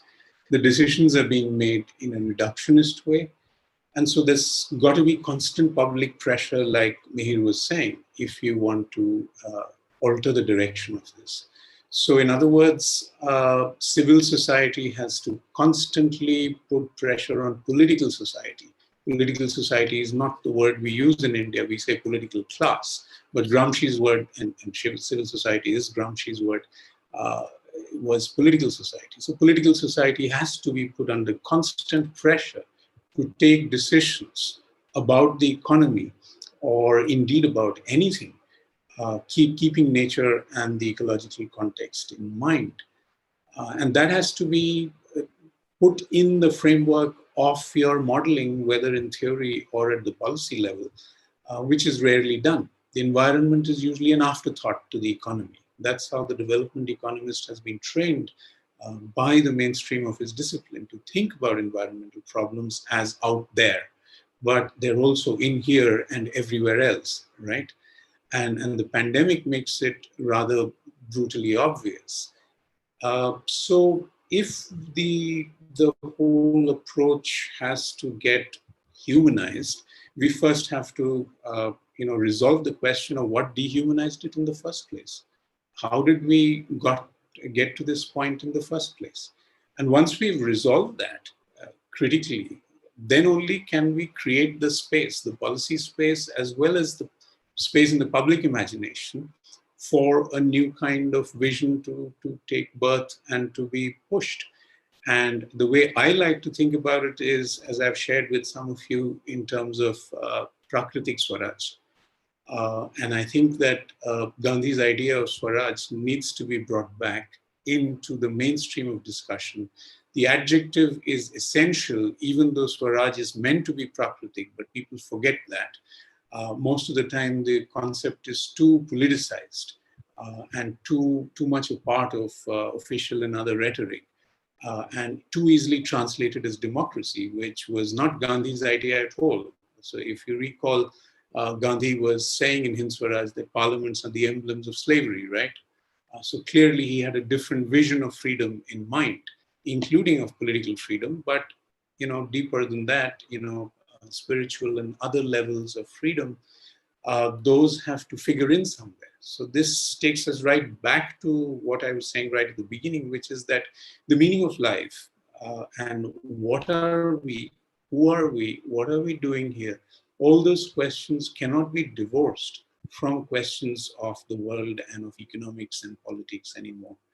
Those things have to be brought to the center of discussion if these three things, economics, ethics, and ecology, have to be reconciled with each other. I think I understood this question actually came from one of my teachers who I've learned about water from, Dr. Himanshu Kulkarni. I'm so happy he's joined this discussion. I think the absolutely see the point that ecology, if it is taken, take the pandemic, it's an ecological reminder to the economists of the devastation they've caused of the earth, of industrial agriculture and what it has done. So in a sense, it's ecology driving ethics into the minds of the economists. I mean, these words are coming because of that Ambedkar quote that you use, but whichever way you want to say it, finally, I think it is important for the humility that this understanding of the planet necessarily demands, which must come into economics. Without that humility, we are going to constantly try to conquer nature, command nature. And that is going to only lead us more and more headlong into the destructive path. So if at all economic policy has to be ethical, it must begin from a position which recognizes, which is based on an attitude of humility, of learning from nature and learning from other people. The corridors of power are not where policy is made. It's made in the farms, fields, and factories of India. That's actually living practice of what the direction that the country should move in.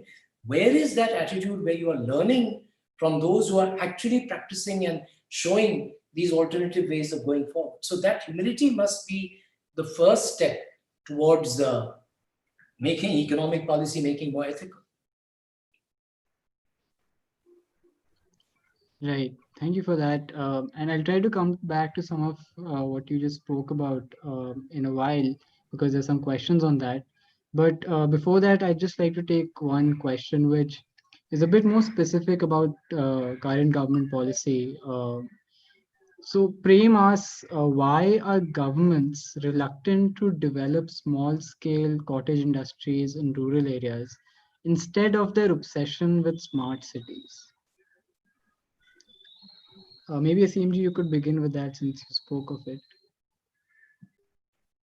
Well, the honest answer is I don't know. But at another level, one does know. It's what Nehru used to call the disease of gigantism, right? We want this country to become a superpower. It's nowhere in the constitution, by the way, but we want to make it a superpower. We are obsessed with big projects, with big revenue flows, big tax collections, etc. And so the small doesn't interest us as much. That's the sort of commonsensical answer one can provide. There's another kind of reasoning which was given to me by an economist once, which is that we need to think of scale. This is a world which is obsessed with scale and speed, right?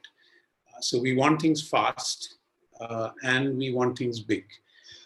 It's administratively too much for any government at any level to administer too many little things. But then the question arises, I mean, if you are going to look for mass solutions to mass problems, then you will, create even bigger mass problems in the process. What Gandhi was saying was not mass production, but production by the masses, right? So which means actually you have to decentralize. It means you have to devolve power and let people take more decisions from the ground up, ask them what their needs are, and then meet them insofar as the government is in a position to meet them.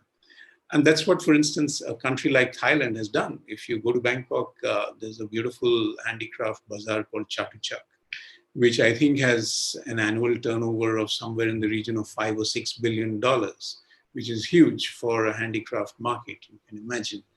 And what they have there is 600 different tambons, the districts of Thailand. Each one has one product, one tambon, one product. That's the kind of scheme. And the government has supported that product with technology, marketing, credit, everything. And the craftsman gets to practice his craft and keep traditions breathing and creative. And you do the marketing in Bangkok. If you think of Delhi Hut, it's like a great grandmother of Delhi Hut in terms of its scale. But the distribution of power that requires and the responsiveness of government to local needs, to public requirements, is enormous. We can easily do that in India, given the base of handicrafts we still have available. One of the few places in the world still where industrialization has not completely decimated handicrafts. We still have a substantial amount available. But look at the way, like you were mentioning about the handloom board and so on, look at the way the handloom sector has been treated, and so much of power loom being passed off as handloom and so on. So many a slip between the cup and the lip. And the devil is always in the details and in the practice of it, as Mihir has been saying. And that is where the public has to be more demanding. because the default mentality of anybody in office in India is to effectively stand in the way. I don't want to generalize, but 90-95% of the time, they will be standing in the way of the small person. So that can only be corrected with public presence and public force. And this reminds me, I forgot to make one comment about the EIA draft. They're doing away with Jan Sunwais, right? They're doing away with public hearings. And during the COVID period, a huge number of projects have been passed while sitting in, Paryavaran Bhavan in Jodhbag, right? So this is not what the statute says. I mean, the statute says on-site inspections are a must. And their public hearings, listening to the people is essential. In terms of our three-tier system of government, I think one major reform, fundamental reform, which has to be demanded if we want to move anywhere in the direction of Prakritik Swaraj, is whether tier 3 level government has the right to pass laws, okay? Whether it has legislative power. In some countries of the world like Switzerland or Norway, it does. And a big project can be stopped if it's not in the local interest, right? So whether local government has veto power, that is always a political game in India, whether the Gram Sabha can be quietened, bought, etc. So you have a sort of default authoritarianism working there as well. So if you want to democratize things properly, and if you want to move in the direction of a small industry, cottage industry, local handicraft based natural agriculture kind of economy, then you have to restructure politics at the base at the village level. Right. Mihir, your thoughts on this? Maybe you can go to the next question because we are running out of time. So yeah. All right. You both of you have been speaking about the public making demands on the government and really driving some of that policy. Maybe you could take this question as an opportunity to expand on some of that. We have a question: how do we translate the idea of humanizing economic policy into sustained action?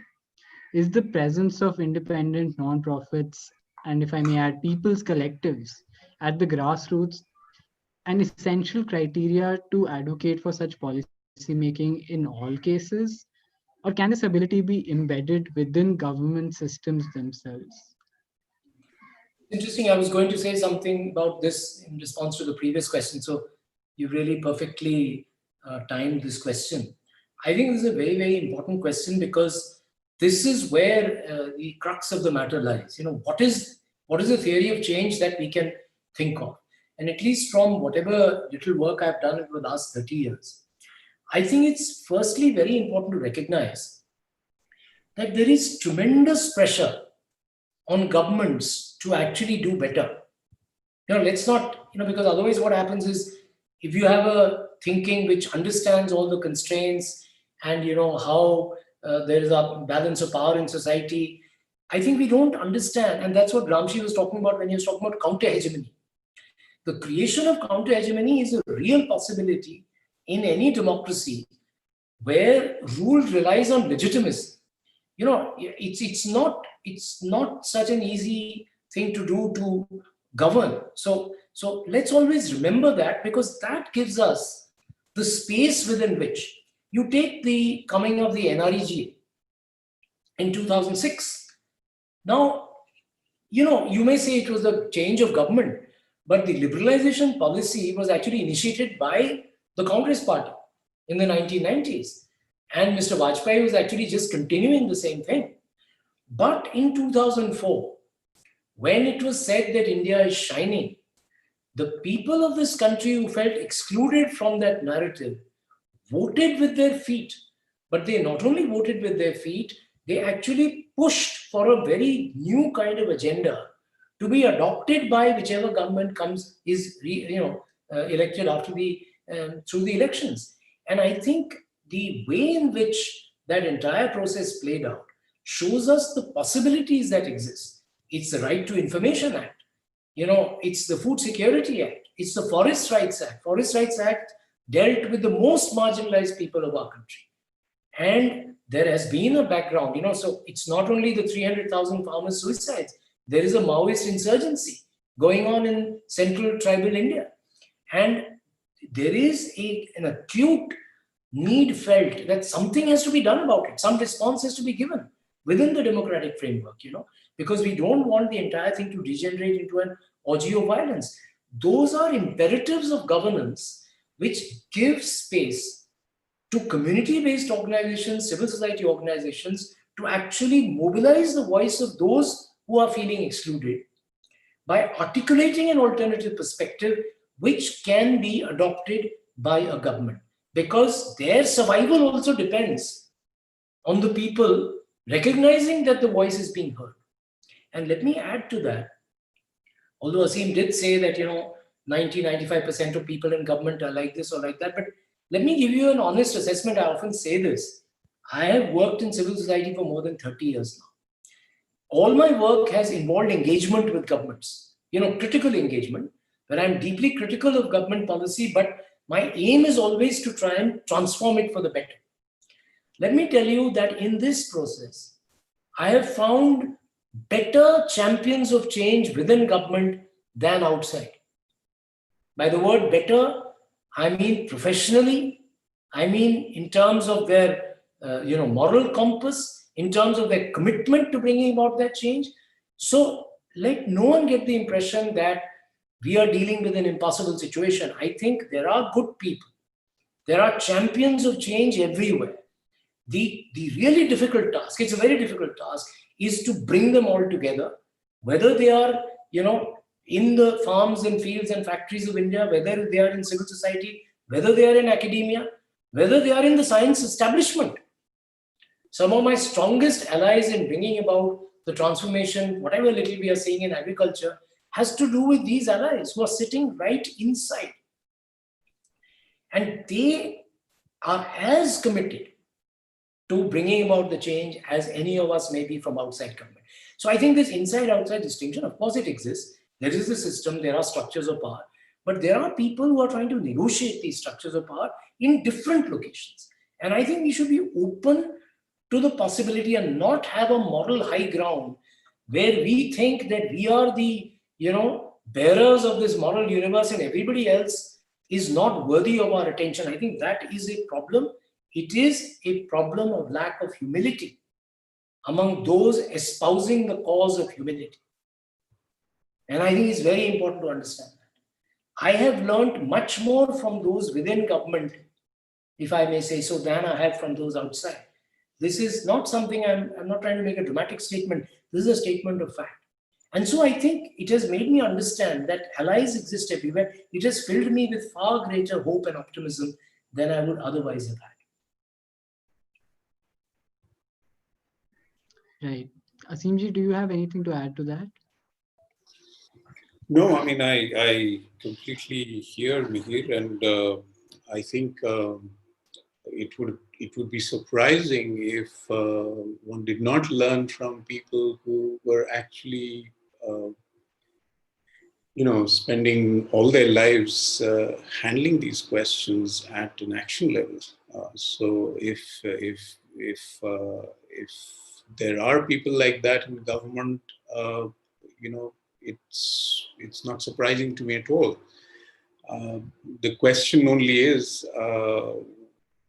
why that isn't adequate, and what else is required to move the levers of the system in a direction towards the kind of radical shifts which we need. And for that, I think what Mihir was saying earlier is completely apropos, which is counter-hegemony.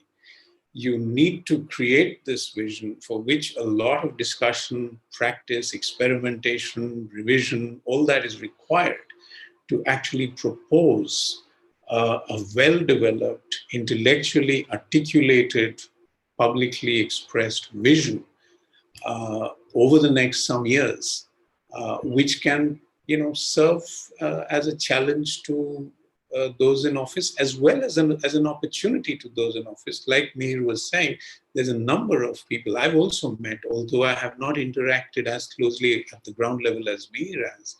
But I've also met any number of very, very skilled and creative and honest bureaucrats. I mean, I'll give you one example. One of the most successful sort of alternative projects I have seen is Jharcraft in Jharkhand. My co-author Ashish has written about it also. We've talked about it in our book. And what it is basically around 2006, 2007, not that long ago, an officer very honest officer by the name of Dhirendra Kumar, who was constantly being shunted from one posting to another because of his integrity and hard work. He was made the Handloom Commissioner in Ranchi. And what he did was he spent the next few years basically trying to revive initially sericulture among Adivasi women, Santhal, Munda women, and gradually expanded it into a whole huge livelihood scheme, which was giving work to several lakh families. All of them were below poverty line, and all of them came above poverty line as a result of one single officer's intervention. So it shows you what sort of authority they can exercise in the right direction if they have the imagination and the opportunity. They do that. Unfortunately, that project has languished in the last 4 or 5 years of the BJP government, and now with the other government back in Jharkhand, there is some hope of strengthening it again. So this is just one out of thousands of examples one could give of very, very good, honest, creative, imaginative, courageous officers who are acting from within the system. But they need your help. They need the help of people who are outside government, who are trying to imagine a different set of policies, who are trying to humanize things, as you say. And then, how is that going to happen? So that the articulation of that vision is, I think, very necessary. And I think that this kind of discussion is helpful to work towards that. As Aseem was saying, these officers often get transferred or are not treated well. What will ensure that they remain and they do the work is the ground level support they get. The natural farming that's going on in Andhra Pradesh, it's supported very strongly by civil society and farmers' organizations. Because of that support, the powers that be have to listen. So whenever we see opportunities like that, the point is to create very strong mass support for initiatives. So if you're cynical and say nothing is going to be possible, then it's fine. We can have discussions like these and go home. But it's important to recognize that whatever has been achieved actually has followed more or less this kind of architecture, where there are champions of change. They may either be genuinely committed people or under a compulsion to actually establish their legitimacy. Both are ways in which this system works. And then we need to have a strong movement, a strong mobilization, both in terms of articulating a different vision for rights, but also actually showing this is quintessential Gandhi. You actually work it out on the ground in the smallest detail what needs to be done. That becomes an example for government to follow. They may not be willing to actually put in those hard yards, but if you do it, one shouldn't feel shy of actually sharing it. And so many of your colleagues and all these chief ministers fellowships, etc., that people are working in, I think it's a great opportunity for them to try and look for people. It's not that the system will be ideal and that you can comfortably negotiate it. It's a very difficult thing to negotiate these spaces. But I think we should all the time be looking for these opportunities and building the kind of support from outside which would enable them to be legitimized and then established and institutionalized, for them to actually become part of something which we take for granted rather than as an exception which crumbles and goes away in no time. Right. Thank you so much for that. If I may ask one final question to end our discussion today, since we are near the end of our time. We have two related questions. Anirudh asks, looks like we are hinting at a spiritual reorientation of our wants/needs.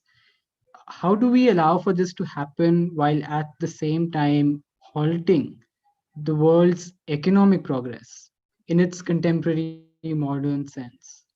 The way I see it, it is imperative for one to pause if the alternative is to take shape. If not, what does it mean for these two phenomena to coexist? The related question from Devasya ji is, can a more intense awareness and articulation of the internal relations that constitute the whole of economics, ethics, infinite, divinity lead us forward? Sorry, can you repeat the last bit? I missed the last part. Yeah. Can a more intense awareness and articulation of the internal relations that constitute the whole of economics, ethics, infinite, divinity lead us forward?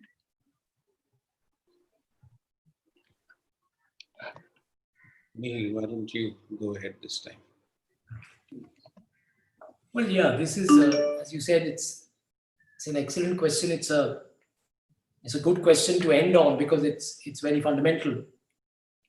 And I was talking about it right in the beginning as well when I started. See, I think um, the question is, what do people want? Okay, people are looking for happiness or well-being. Some word, whatever word people find appropriate, they can use. And what we are seeing today is that people who have acquired a lot of material prosperity, this economic versus the second part of the first question I'm addressing, that either you stop the economic machine or the fact is the economic machine has been going on. Some people have got very rich. It's not clear whether the consequences of that growing prosperity have actually resulted, in the kind of what was hoped they would achieve. And we also must recognize that we have a pandemic, right? The pandemic is very closely tied to the operation of this economic machine.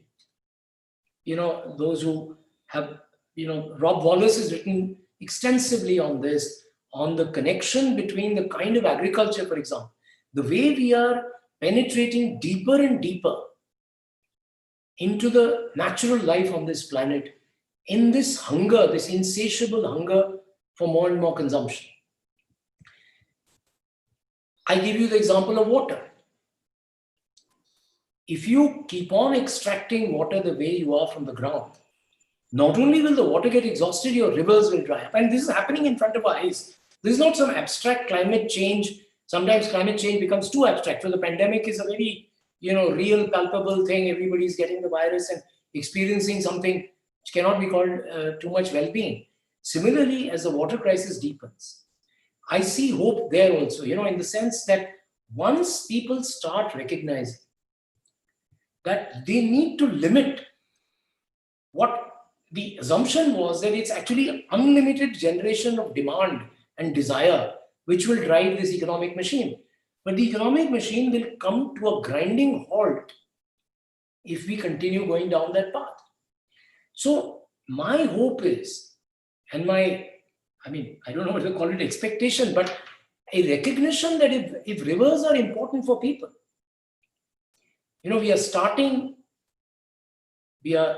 the new national water policy, we are saying rivers are a divinity for millions of people in this country. So if we take that as a starting point, if really speaking, if that sense of worship, how much it exists is genuine, I'm not too sure now.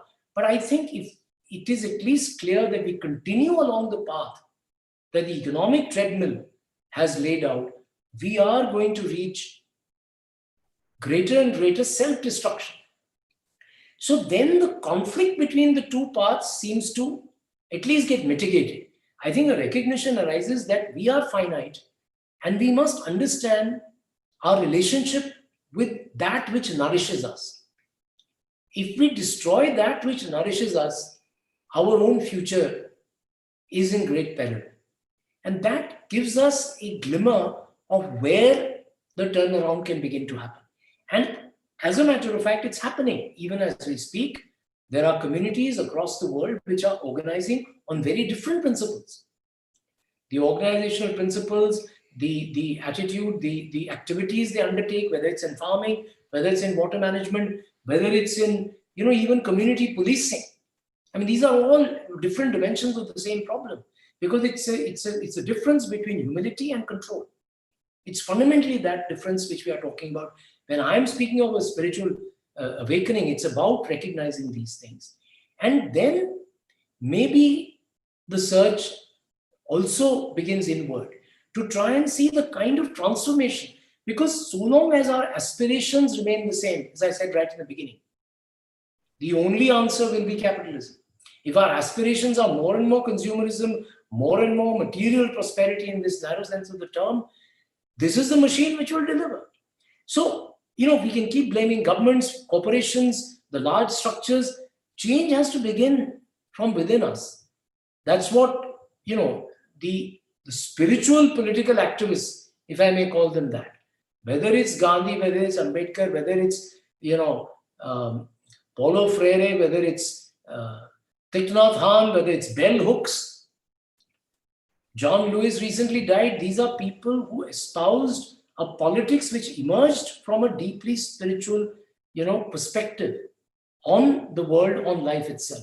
So I think there is a way in which we need to recognize that if you want to transform capitalism, if you want to actually build so-called these alternatives which we keep talking about, we have to also do the re-engineering within. Without that re-engineering, you can force people not to consume. You can say, no, we will not allow this. It's not going to work.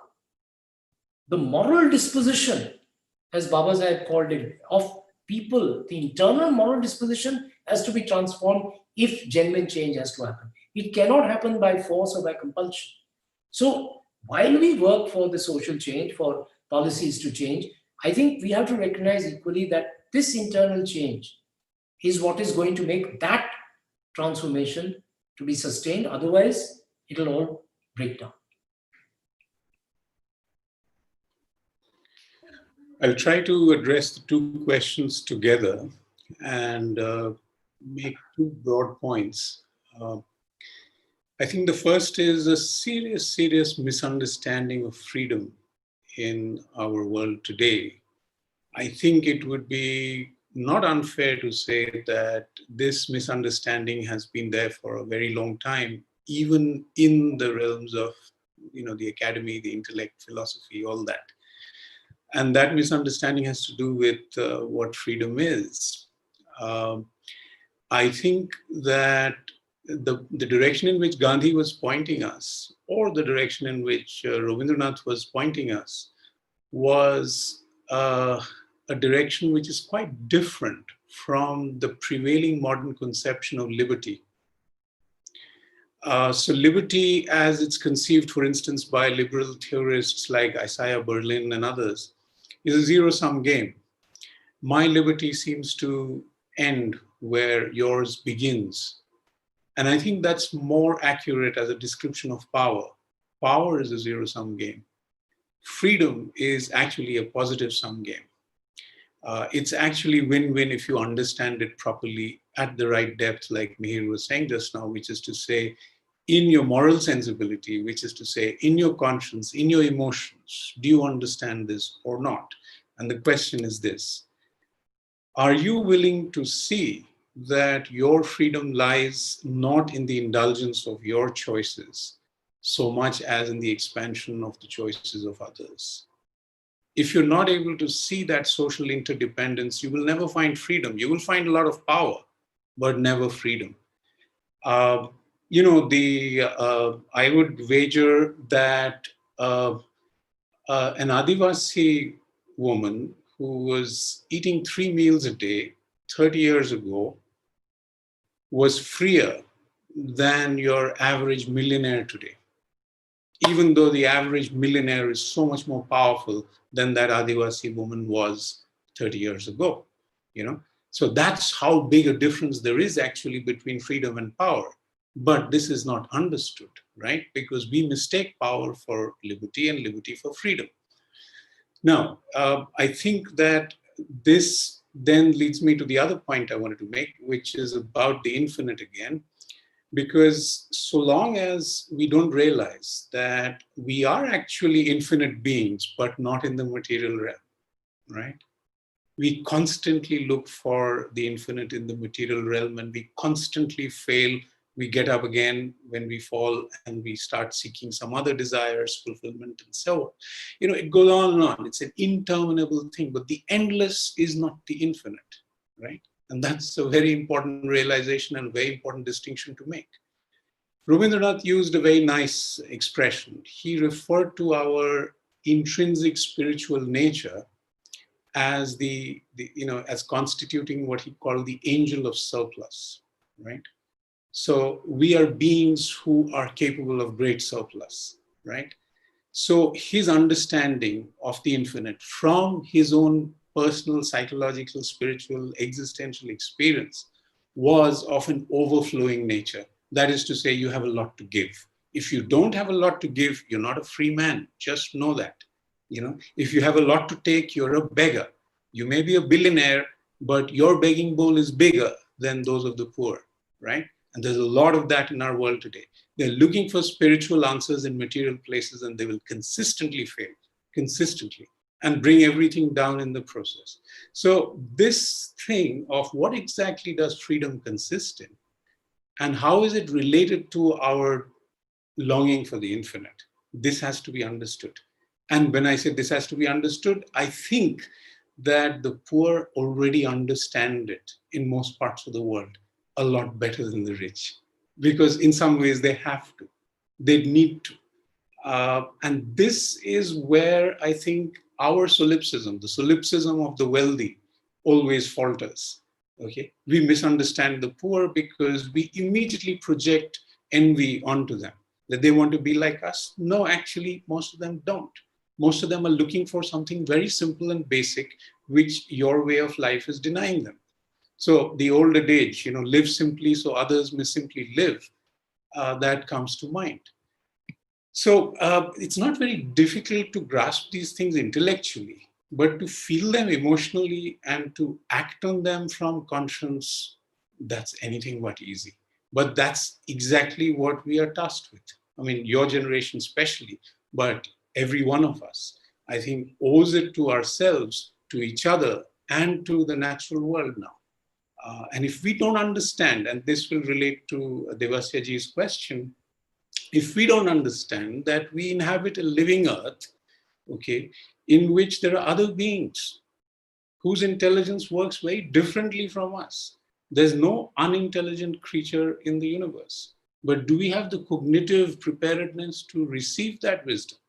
And that's why I teach ecosophy, because ecosophy is in search of exactly that kind of wisdom, which is to say, what am I not noticing, which is very obvious to a bat or a bird or a beetle?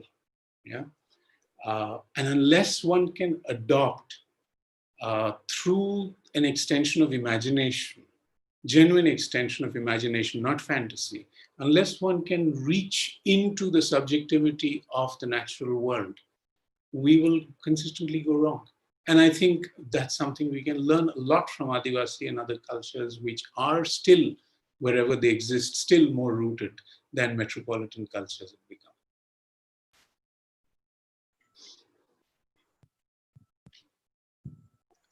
Right. Thank you so much for that. With that, we have come to the end of our discussion today. I want to extend my warm thanks to both Professor Mihir Shah and Professor Aseem Shrivastava for joining us today. I think that many of us would have been able to benefit from all the wisdom that you have been able to offer us today on account of the long years of service that you have been through. And I would like to thank the organizers of today's session, Abhinaya, Shivangi, and Amrita. Finally, a big thank you to all those who joined us today and stayed with us right till the end. I really enjoyed today's discussion. I hope you did too. Thank you and Good night. Thank Thanks you. for listening.